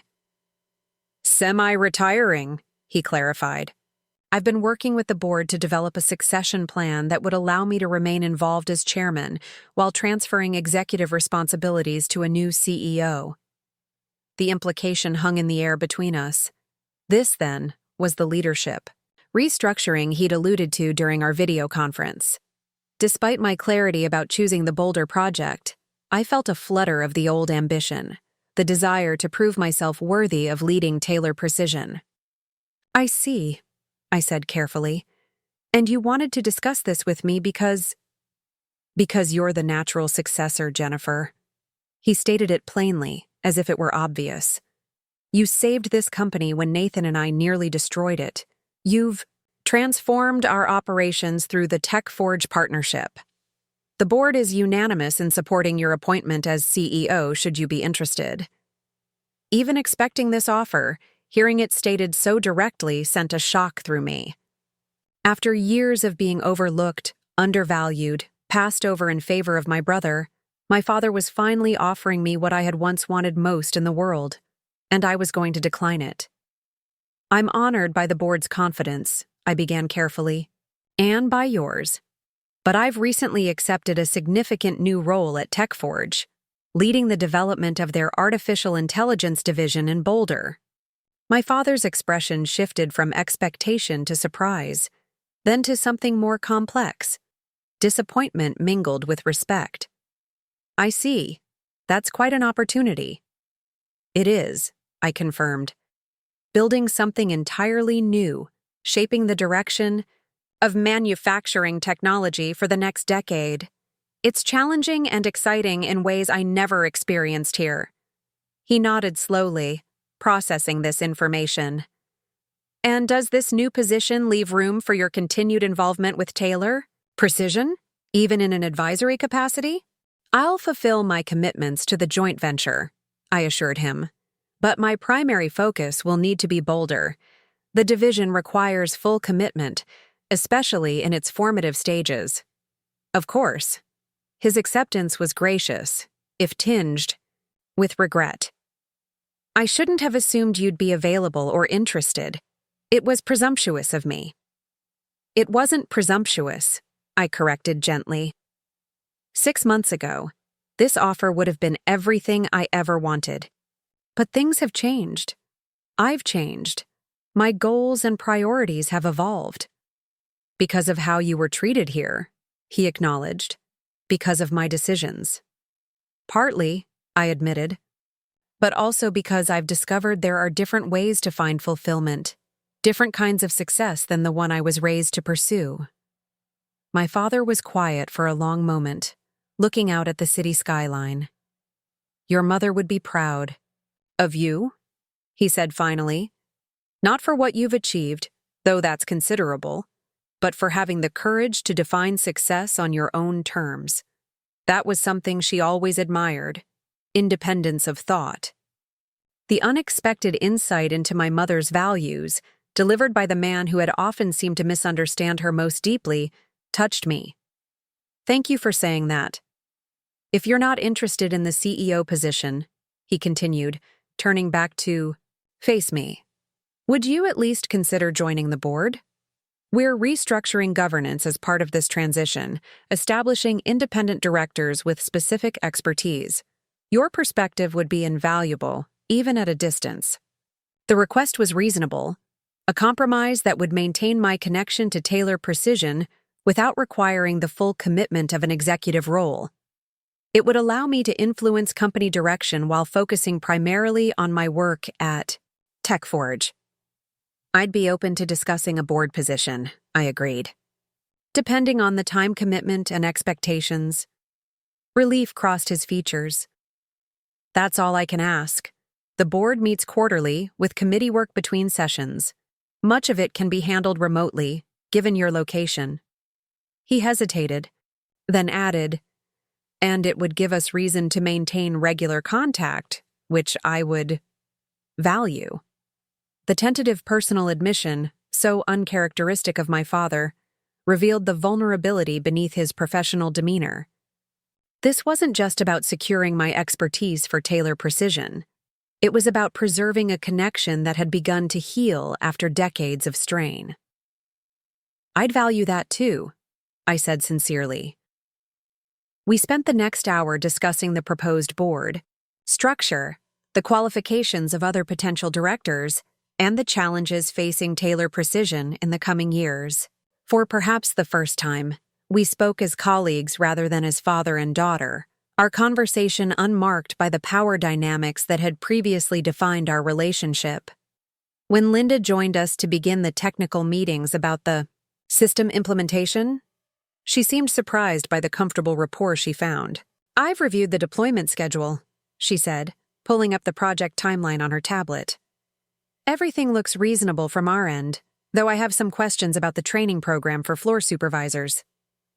We delved into operational details, the three of us collaborating with a smoothness that would have been unimaginable a year earlier. My father listened more than he spoke, deferring to Linda's financial expertise and my technical knowledge without the need to assert control. At the end of the day, as I prepared to leave for my temporary apartment, he walked me to the elevator. "Jennifer," he said as we waited for the doors to open, "I want you to know that while I'm disappointed you won't be taking over as CEO, I understand and respect your decision." He paused, choosing his next words carefully. "The Boulder position sounds like an extraordinary opportunity, one that might not have come your way if you'd remained here. Perhaps things worked out as they should, despite my best efforts to control them." The self-deprecating humor, so rare from my usually serious father, surprised a laugh from me. "Maybe so. Dinner tomorrow night?" he suggested. "At Giorgio's, downtown, to celebrate your new position and to discuss the board role further." "I'd like that," I agreed as the elevator arrived. Walking through the Taylor Precision lobby toward the exit, I passed the wall of company photographs that chronicled its history. My grandfather with his first employees, my father taking over. In the 1980s, the expansion of the manufacturing floor in the 1990s. Soon there would be new images documenting the modernization currently underway, the transformation that was securing the company's future. My role in that future would be different than I had once imagined, not as the daily steward of my family's legacy, but as an occasional guide helping navigate technological change. It was a relationship that honored my history without being confined by it, that allowed me to contribute without sacrificing my own growth. Outside, Milwaukee's evening light cast long shadows across the industrial district. A sense of completion settled over me, different from the closure I'd sought when fleeing 6 months earlier. This wasn't an ending, but a realignment, a recalibration of my relationship with Taylor Precision, with my father, and with my own expectations. My phone buzzed with a message from Marcus. "How did it go? Boulder team eager for updates on your timeline." I smiled, typing back. "All good. Board position. Offered and tentatively accepted. Full focus on Boulder confirmed. Details when I return." As I walked toward my rental car, I realized I felt truly liberated for the first time, not from Taylor Precision itself, but from the need for its validation. The company would always be part of my story, a significant chapter in my personal and professional development, but it would no longer be the measure of my success or the limit of my ambition. I had secured a $10 million investment for our family business, then watched my father name my unemployed brother as financial director. That decision had forced me to leave, to find my own path, to discover capabilities I might never have recognized had I remained within the comfortable constraints of the family business. Sometimes the greatest gifts come disguised as disappointments. Sometimes we need to lose what we thought we wanted to discover what we truly need. And sometimes the journey away from home leads us to a better understanding of where we came from and where we're meant to go next. 2 years into my role leading TechForge's AI division in Boulder, I stood at the podium of the International Manufacturing Technology Conference in Chicago, preparing to unveil our latest innovation, an adaptive production system that could recalibrate itself in real time based on material variations and environmental conditions. The auditorium was packed with industry leaders, tech journalists, and potential clients, all eager to see if TechForge's promises of a manufacturing revolution would materialize. Manufacturing has always been about consistency, I began, surveying the attentive faces before me. Reproducing the same results, with the same materials, under the same conditions, thousands or millions of times. But what if the materials aren't consistent? What if conditions change? Traditional manufacturing falters when faced with variability. I clicked to the next slide, showing our system installed on a production line. Until now, tech forges adaptive. Manufacturing intelligence doesn't just work despite variability. It learns from it, adapts to it, even harnesses it to improve outcomes. For the next 30 minutes, I guided the audience through the technical specifications, real-world applications, and impressive efficiency gains our early adopters had experienced. The questions afterward were thoughtful and challenging, exactly what you'd expect from the industry's brightest minds. I fielded each one with confidence born of intimate knowledge. This system had been my focus since arriving in Boulder, the manifestation of a vision I'd been developing since my earliest days at Taylor Precision. As the session concluded to enthusiastic applause, I noticed a familiar figure in the back row. My father, looking thinner but more relaxed than I remembered, nodding with unmistakable pride. We hadn't seen each other in person for nearly 6 months, though we spoke regularly through quarterly board meetings and occasional video calls. His presence at the conference wasn't entirely surprising. Taylor Precision remained an important player in the manufacturing sector, but his attendance at my specific session felt meaningful, a gesture of support that would have been unimaginable 3 years ago. "Impressive presentation," he said as I approached him afterward, attendees clearing out around us. "The applications for precision tooling alone could transform the industry." "That's the idea," I agreed, pleased by his genuine enthusiasm. "How long have you been in Chicago?" "Just arrived this morning. I'm speaking on a panel tomorrow about family business succession." A self-deprecating smile crossed his features. "Apparently, I'm now considered an expert on what not to do." The joke at his own expense, another evolution in a man once incapable of acknowledging failure, made me laugh. "Self-awareness looks good on you, Dad. Costs less than heart surgery, that's for sure." He glanced at his watch. "Do you have plans for dinner? I'd like to discuss something with you if you have time." Dinner was arranged at a steakhouse overlooking the Chicago River, the kind of establishment where business deals had been negotiated for generations. As we settled into our booth, I noticed my father seemed nervous, unusual for a man who prided himself on unflappable confidence. "Everything okay?" I asked as the waiter poured our wine. "You seem preoccupied." He nodded, taking a deliberate sip before answering. "I've been considering some significant changes, both personally and professionally. I wanted to discuss them with you before finalizing anything." My curiosity piqued. "What kind of changes?" "I'm selling the house in Brookfield," he said, referring to the suburban mansion where I'd grown up. "It's too large for one person and, frankly, holds too many complicated memories." The news was unexpected but not shocking. The house had been my mother's project primarily, her taste evident in every room.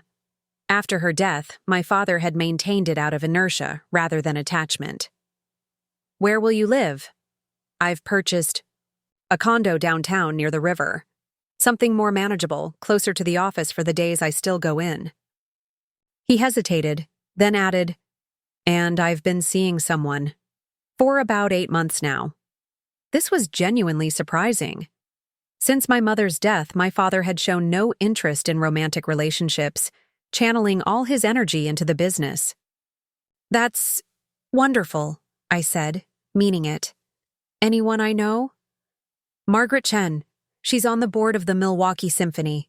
We met at a fundraiser last year." The name was vaguely familiar.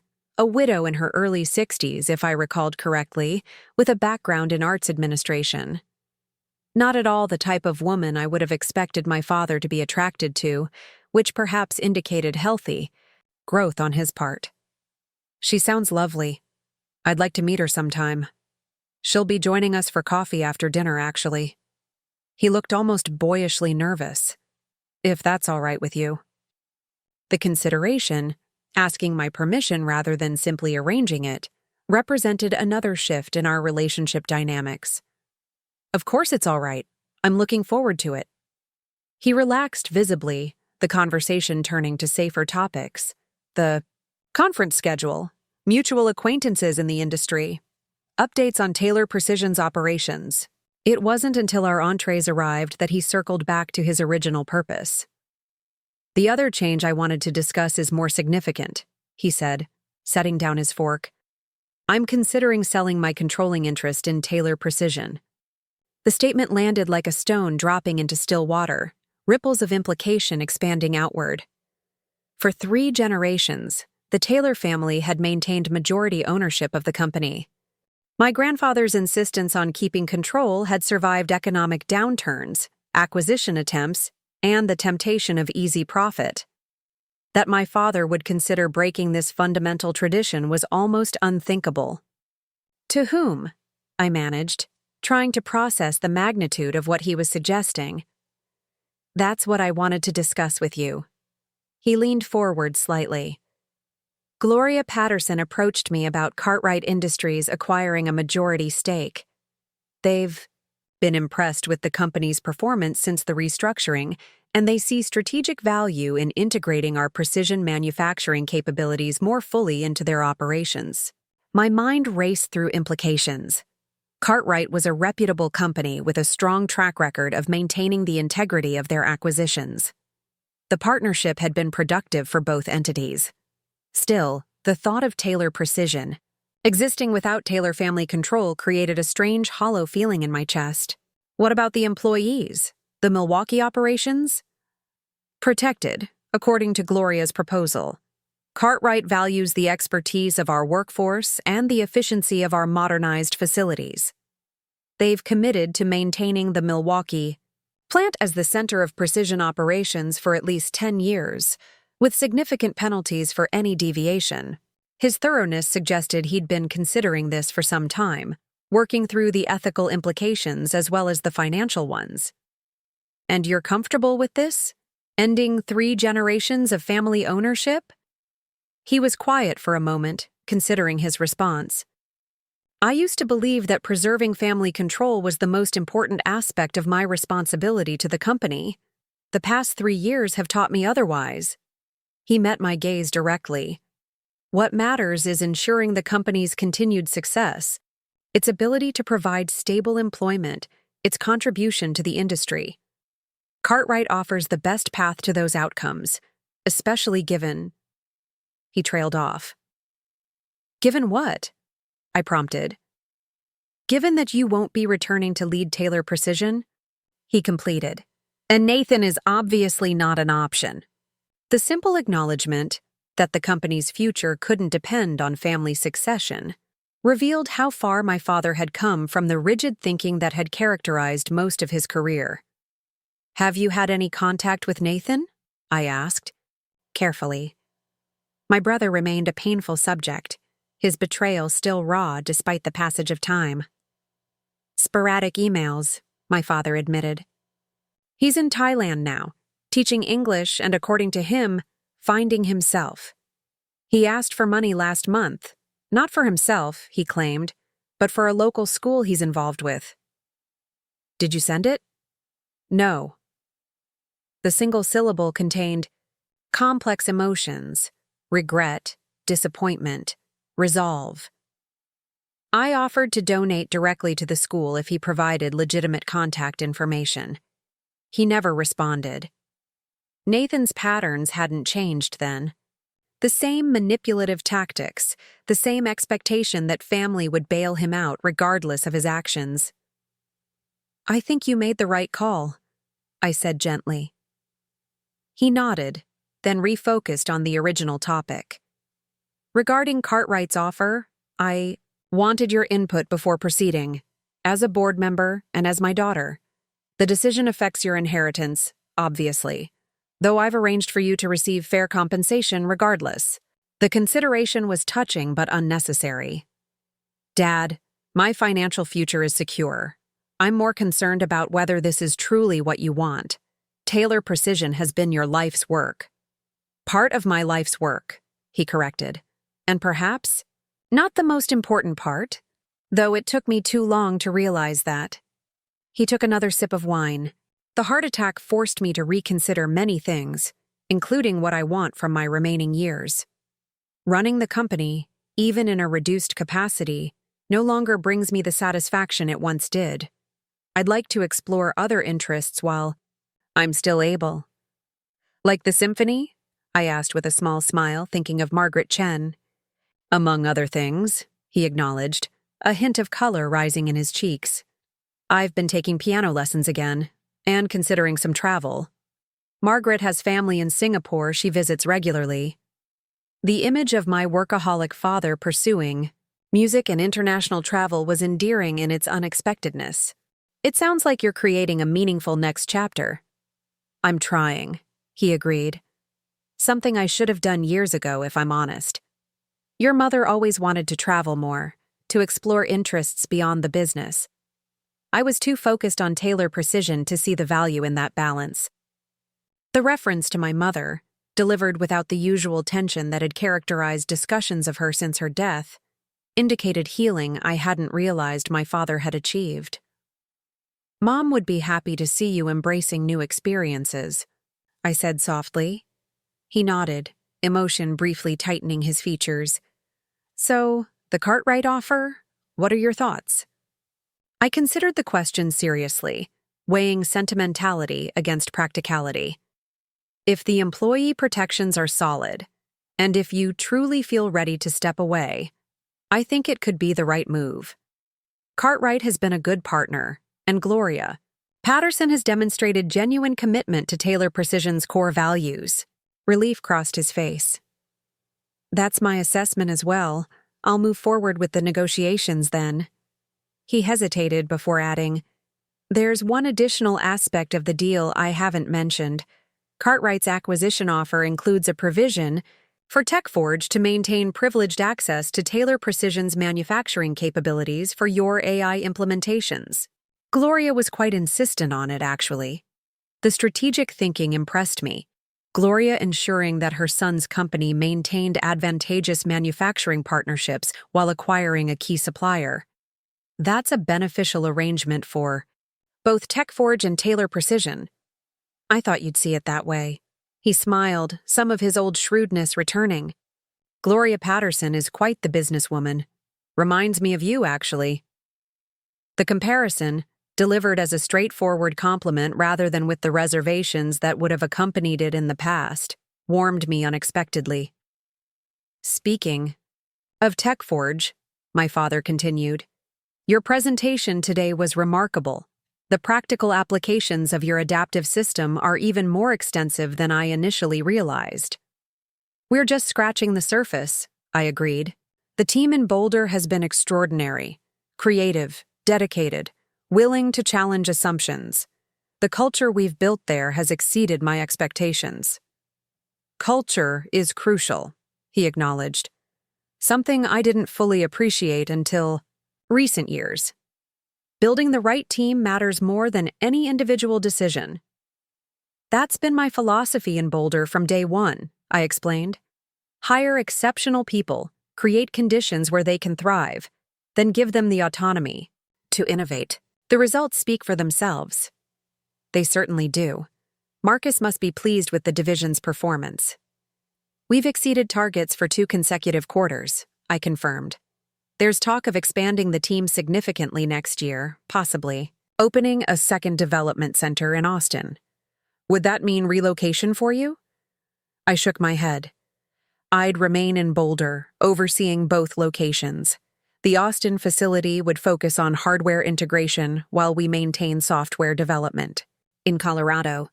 Sounds like TechForge is positioning you for continued advancement, he observed. Exactly as you deserve. The genuine pride in his voice, untinged by the competitive edge that had often colored his professional assessments in the past, felt like the culmination of a long journey toward mutual respect. Our conversation was interrupted by the arrival of Margaret Chen, exactly as scheduled for after-dinner coffee. She was elegant and warm, her intelligence evident in sharp observational, humor and thoughtful questions about my work. Watching her interaction with my father, the easy familiarity, the respectful attention each paid to the other's opinions, I saw what healthy partnership could look like for him.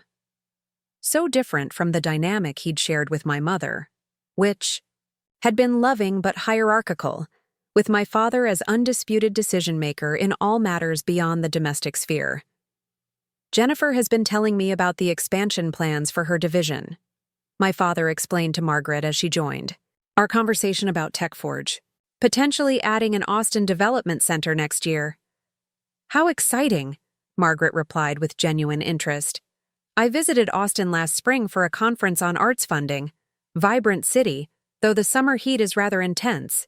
Do you enjoy living in Boulder? The simple personal question about my preferences, my quality of life rather than just professional accomplishments, highlighted the difference in conversational dynamics with Margaret present. She humanized our interaction, drawing out aspects of experience that my father and I typically glossed over in our focus on business matters. I love it, I answered honestly. The mountains, the outdoor culture, the mix of academic and technological innovation. It's become home in ways I didn't anticipate when I first moved there. Home is where you can breathe most freely, Margaret observed. It took me years to realize that might not be where you were raised or where your family expects you to be. The insight resonated deeply. Boulder had indeed become the place where I could breathe freely, where my contributions were valued on their merits rather than measured against family expectations. As the evening concluded and we prepared to part ways, my father surprised me with an uncharacteristic embrace. I'm proud of you, Jennifer, he said quietly. Not just for your professional achievements, impressive as they are, but for having the courage to forge your own path. That takes a special kind of strength. The words, so longed for in my youth and young adulthood, washed over me with unexpected emotional impact. Thank you, Dad. That means a lot. I'll keep you updated on the Cartwright negotiations, he promised as we separated. And please let me know when you'll be in Milwaukee next. Margaret and I would love to have you over to the new place. I will, I agreed, watching as they walked away together, my father's hand resting lightly on Margaret's back as he guided her through the restaurant's exit. Back in my hotel room, I found myself reflecting on the evening's revelations. My father, selling his controlling interest in Taylor Precision, a new relationship, piano lessons, international travel, each development representing a profound shift from the man who had dominated my childhood and early career, rigid, work-obsessed, resistant to change. The transformation reminded me that growth wasn't limited by age or circumstance, that people could evolve in surprising ways given the right catalyst. For my father, that catalyst had been a combination of crisis and loss. Nathan's betrayal, the company's near collapse, his own health scare, followed by the unexpected gift of a second chance. My phone chimed with a message from Sophia back, in Boulder. How did the presentation go? Conference buzz says you knocked it out of the park. I smiled, typing back. Went well. Big news, though. Had dinner with my dad. He's selling Taylor Precision to Cartwright Industries. Her response came quickly. Whoa, end of an era. How do you feel about it? The question gave me pause. How did I feel about the family company moving beyond family control? About the definitive closing of the door on what had once been my expected future? Surprisingly okay, I replied after consideration. Maybe even relieved. It feels like the final step in a healthy separation, for both me and my dad. Freedom, Sophia texted back. For both of you. Her simple assessment captured the essence perfectly. My father was freeing himself from the burden of maintaining dynastic control, from the weight of continuation for its own sake. And I was being freed from the last vestiges of obligation, the lingering sense that someday I might need to return to fulfill family expectations. The next morning, I arrived early at the conference center to prepare for a panel discussion on integrating AI into traditional manufacturing environments. As I reviewed my notes in a quiet corner of the speaker prep room, Gloria Patterson appeared beside me, immaculate as always in a tailored suit, her silver hair arranged in its characteristic elegant style. "Jennifer," she greeted me warmly. "Excellent presentation yesterday. Your adaptive system is exactly the kind of innovation we hoped might emerge from the TechForge-Taylor partnership." "Thank you," I replied, setting aside my notes. "I understand you've been discussing a more permanent arrangement with my father." She nodded, taking the seat beside me. "Richard approached me about the possibility several weeks ago. We've been exploring whether it might serve both companies' interests." Her direct approach, free of pretense or manipulation, was refreshing in an industry often characterized by strategic ambiguity. "I wanted to speak with you personally to ensure the potential acquisition wouldn't create any discomfort given your unique position. I appreciate the consideration," I said sincerely, "but I support the direction if it's what my father wants. Taylor Precision will benefit from Cartwright's resources and market position. And your continued involvement as a board member? Would that remain comfortable for you if ownership changes hands?" I considered the question carefully. I believe it would. My connection to Taylor Precision has evolved into something more professional than personal. I value contributing my expertise, particularly regarding technological integration, regardless of who holds controlling interest. Gloria studied me for a moment, her sharp eyes assessing. "You've achieved remarkable clarity about your relationship to the family business. Not everyone manages that transition so gracefully." "It wasn't always graceful," I admitted with a small laugh. "But time and distance provide perspective that's impossible when you're in the middle of it all." "Indeed." She glanced at her watch, a subtle, expensive timepiece that complemented her understated elegance. "One additional matter I wanted to discuss. The acquisition, if finalized, would create new strategic opportunities for collaboration between Cartwright, Taylor Precision, and TechForge. Marcus and I have been discussing the potential for a more formal alliance focused on next-generation manufacturing technology. The business implications were intriguing. What kind of alliance are you envisioning?" "A joint development initiative, combining Cartwright's market reach, Taylor's precision engineering expertise, and TechForge's technological innovation." Her expression became more animated as she outlined the concept. "Manufacturing is at an inflection point, Jennifer. Companies that successfully integrate advanced AI with traditional production processes will define the industry's future. Between our three organizations, we have all the components needed to lead that transformation." The vision was compelling and aligned perfectly with the direction I'd been pursuing in Boulder. "It's an exciting possibility. I'd be interested in exploring it further once the acquisition is finalized." "Excellent." Gloria stood, preparing to depart for her own panel session. "We'll arrange a proper meeting with the relevant teams in the coming weeks. And Jennifer—" She paused, something almost maternal flickering across her typically businesslike demeanor. "For what it's worth, I believe your father's decision represents growth rather than retreat. Recognizing when to transition leadership is one of the most challenging aspects of building something that outlasts you." The insight echoed my own conclusions from the previous evening. "I think so too." After Gloria departed, I returned to my panel preparation with renewed energy. The potential alliance she had outlined represented an evolution of what I'd been building in Boulder, not just a single division's innovation, but a coordinated transformation across multiple industry leaders. 3 years ago, when my father had named Nathan financial director despite my securing the critical investment, I had felt devalued and disposable. The shock and betrayal had driven me away from Taylor Precision, forcing me to forge a new path at TechForge. Now, Through an ironic twist of circumstance, that path had led me to a position of greater influence than I might have achieved had I remained within the family business.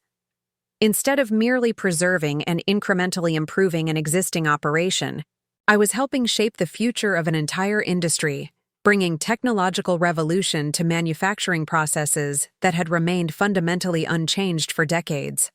The panel moderator appeared, indicating it was time to take our places on stage. As I gathered my materials and followed him toward the auditorium, I reflected on how completely my professional landscape had transformed since that painful day in my father's office. I had secured a $10 million investment for our family business, then watched my father name my unemployed brother as financial director. That devastating moment, what had felt like the ultimate professional betrayal, had actually been the catalyst for my greatest growth, pushing me beyond the boundaries I had unconsciously accepted, forcing me to reimagine what success might look like outside the narrow definition I'd inherited. Sometimes the worst moments of our lives, viewed in retrospect, reveal themselves as necessary disruptions, painful but essential redirections toward paths we might never have chosen voluntarily. My father's misguided decision had been precisely such a disruption, shattering my expectations but ultimately liberating me from limitations I hadn't recognized were constraining me. As I took my place on the panel, facing an audience eager to understand how artificial intelligence would reshape their industry, I silently thanked the younger version of myself who had found the courage to walk away, to rebuild, to create something entirely new from the ashes of disappointment. Her pain had been real, her anger justified, but her resilience had transformed that painful moment into the foundation for a future beyond anything she could have imagined. 5 years after my departure from Taylor Precision, I stood on the stage at the Global Technology Innovation Summit in San Francisco, accepting the Transformative Leadership Award for the work my team and I had accomplished at TechForge. The adaptive manufacturing system we'd developed in Boulder had revolutionized production processes across multiple industries, from automotive to medical devices, creating efficiencies that industry analysts had once declared impossible. This recognition belongs to the extraordinary team at TechForge who dared to challenge manufacturing's most fundamental assumptions, I said, holding the sleek glass award, and to the visionary partners at Taylor Precision and Cartwright Industries, who provided the testing grounds where theory could become practical reality. From my vantage point on stage, I could see Marcus Patterson in the front row, his proud smile reminiscent of a parent at a graduation ceremony. Beside him sat my father, now fully retired from Taylor Precision following the Cartwright acquisition 3 years earlier.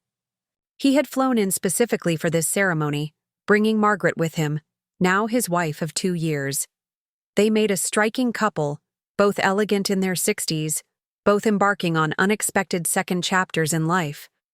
The formal proceedings concluded with a reception in the hotel's grand ballroom, where industry leaders mingled with innovators and press representatives. I moved through conversations with practiced ease, discussing technical details with engineers one moment and business strategy with executives the next. "There she is," called a familiar voice. I turned to find Gloria Patterson approaching, champagne flute in hand. The woman of the hour. "Hardly," I demurred, accepting her congratulatory kiss on the cheek. "Just fortunate to work with extraordinary people." "False modesty doesn't suit you, Jennifer," she chided gently. "Your vision drove this innovation from concept to market-changing reality. Own it." Gloria had become something of a mentor since the Taylor Precision acquisition, her direct manner and strategic brilliance providing guidance as I navigated increasingly complex leadership responsibilities. At 72, she remained a formidable presence in the business world, recently transitioning from CEO to chairwoman of Cartwright Industries, with plans to fully retire within 2 years. "I hear the Austin Center is exceeding projections," she remarked, referring to TechForge's second development facility, now in its 3rd year of operation. "Significantly," I confirmed. "The hardware integration team there has accelerated our implementation timeline by nearly 8 months. Excellent. And the Joint Development Initiative? The alliance Gloria had proposed 5 years earlier, connecting Cartwright, Taylor Precision, and TechForge in a coordinated approach to next-generation manufacturing, had evolved into a formal development consortium now involving 12 companies across multiple sectors. The consortium's collective patent portfolio has doubled in the past 18 months, I reported. The combinatorial approach is yielding innovations none of us could have achieved individually. She nodded. Satisfaction, evident in her expression. Precisely as we envisioned. Her gaze shifted to something over my shoulder. Ah, and here comes your father. I'll leave you two to celebrate. My father approached as Gloria departed, his gait slightly slower than it had once been, but his posture still commanding. At 68, he remained physically fit, though his formerly dark hair had given way entirely to distinguished silver.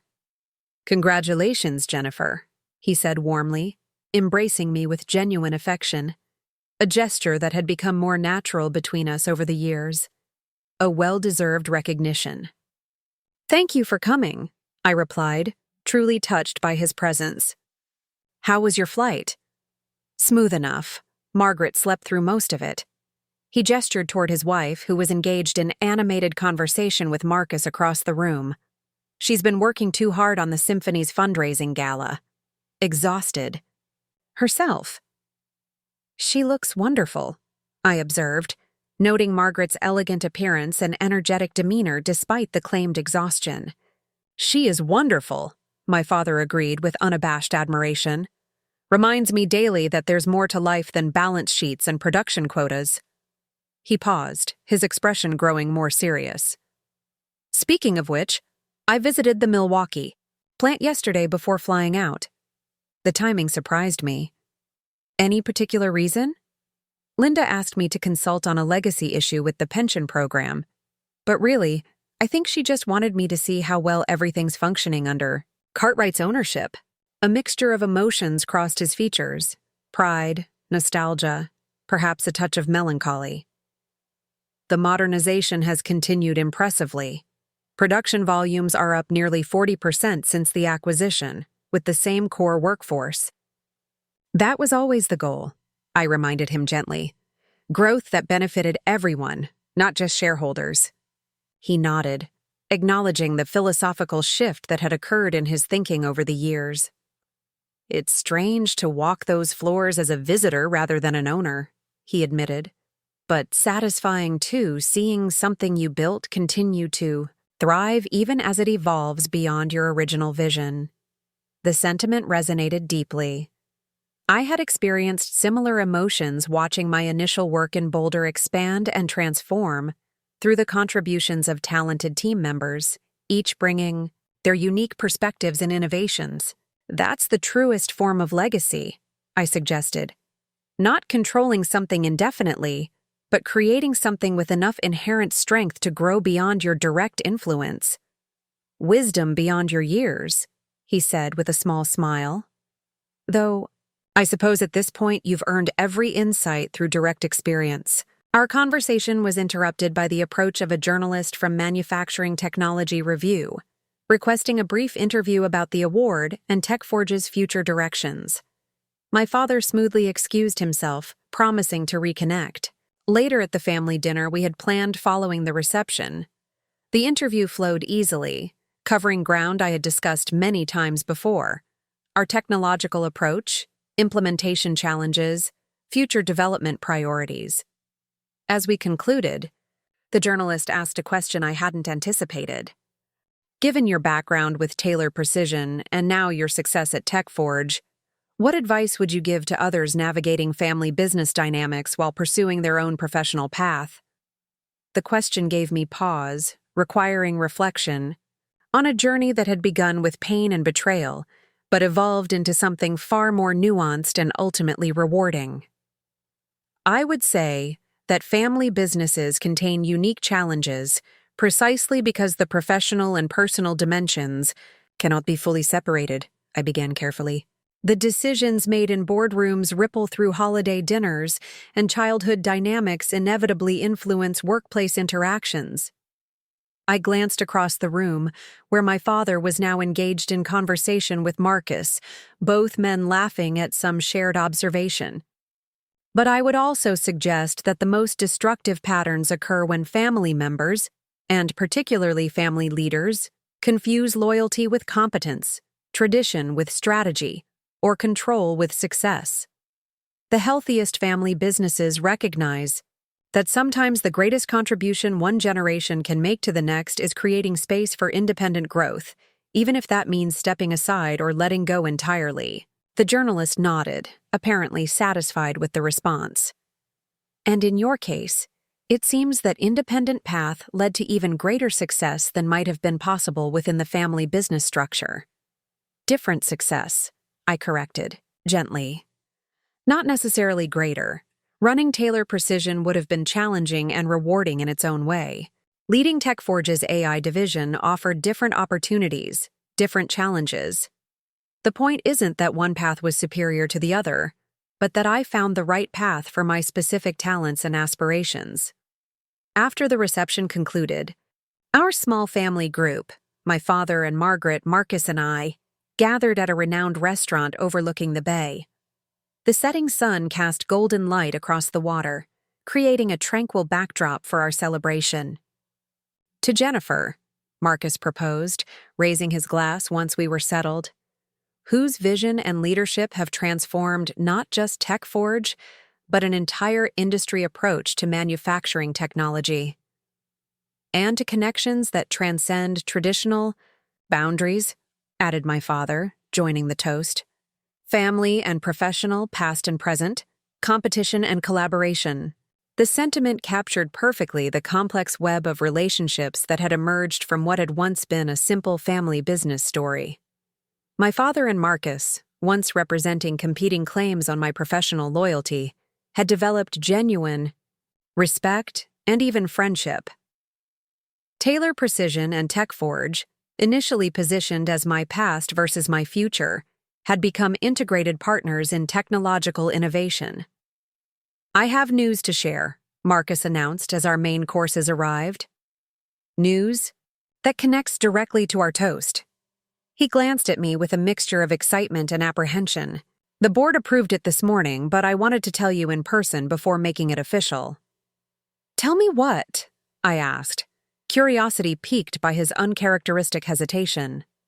I'm stepping down as CEO of TechForge next quarter, he revealed.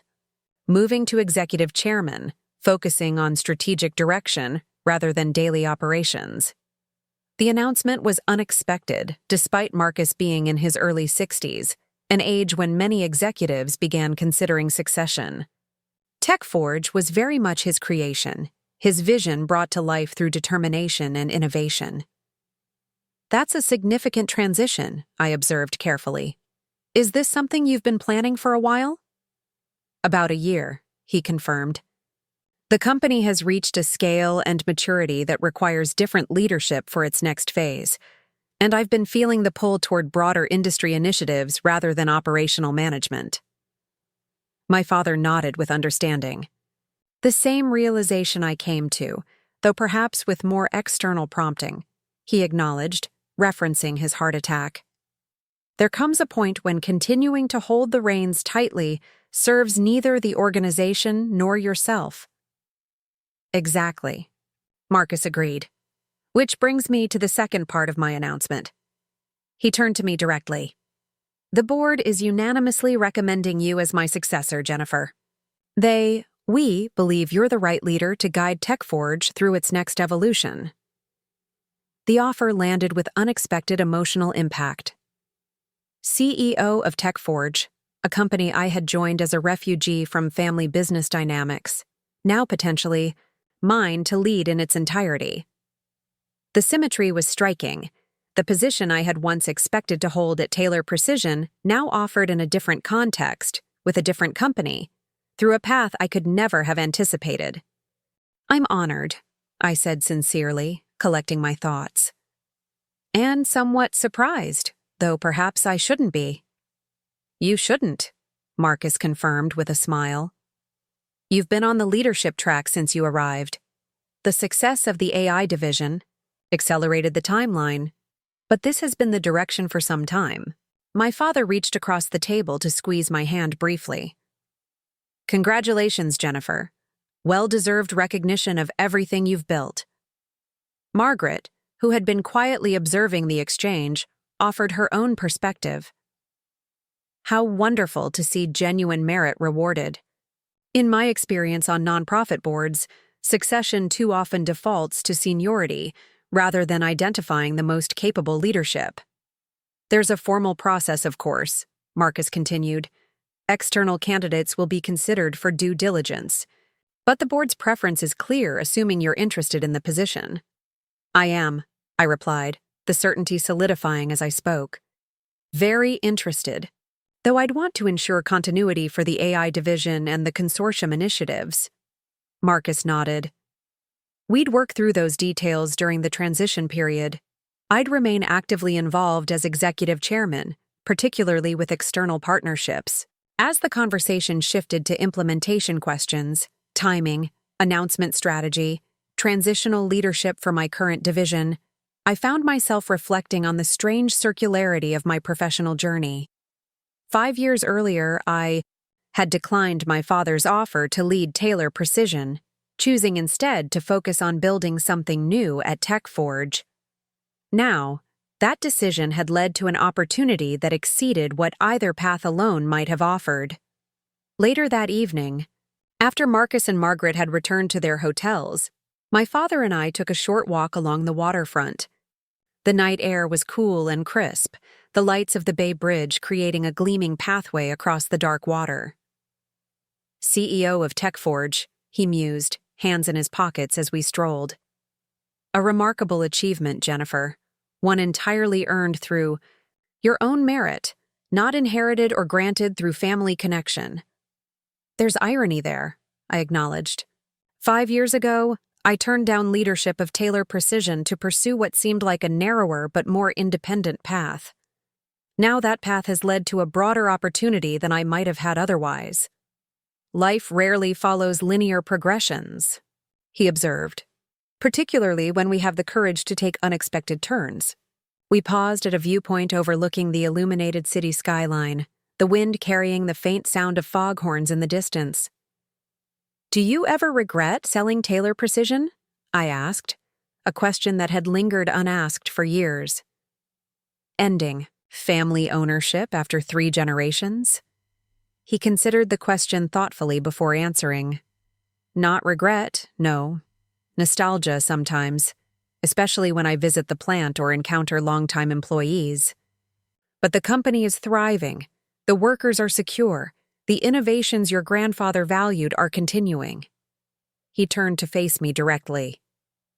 And you found your own path, one that proved better suited to your talents and aspirations than what I had narrowly imagined for you. The simple acknowledgement, delivered without qualification or defensive justification, represented how profoundly our relationship had evolved over the years. I want you to know, he continued, that watching you build your career at TechForge, seeing the leader you've become on your own terms, has been one of the great joys of my later years. Far more meaningful than any continuation of Taylor family control could have been. The words touched me deeply, carrying the weight of a journey we had both traveled, from rigid expectations and painful disappointment to mutual respect and genuine appreciation. Thank you for saying that, I replied softly. It means a great deal coming from you. I only wish your mother could have seen it, he added, a hint of wistfulness in his tone. She always said you would forge your own path, even when I couldn't see beyond the boundaries of what I'd inherited and built. She was insightful that way, I agreed, remembering my mother's quiet confidence in my abilities even when they diverged from family traditions. We resumed walking, comfortable silence settling between us as we made our way back toward our hotels. The path ahead, professionally for me, personally for both of us, contained challenges and opportunities neither of us could fully anticipate. But we moved toward that future unburdened by the weight of unfulfilled expectations or unhealed wounds, each finding unexpected fulfillment by releasing the narrow definitions of success we had once accepted without question. I had secured a $10 million investment for our family business, then watched my father name my unemployed brother as financial director. That moment of profound disappointment had set in motion a journey neither of us could have imagined, a journey that had ultimately led to greater growth, deeper connection, and more meaningful accomplishment than continuing along expected paths might ever have allowed. Sometimes what initially feels like rejection becomes redirection towards something better suited to who we truly are. Sometimes closed doors don't represent failure, but invitation to explore rooms we might never otherwise have entered. And sometimes, when we have the courage to walk away from situations that diminish our worth, we create space for unexpected possibilities that affirm and expand it.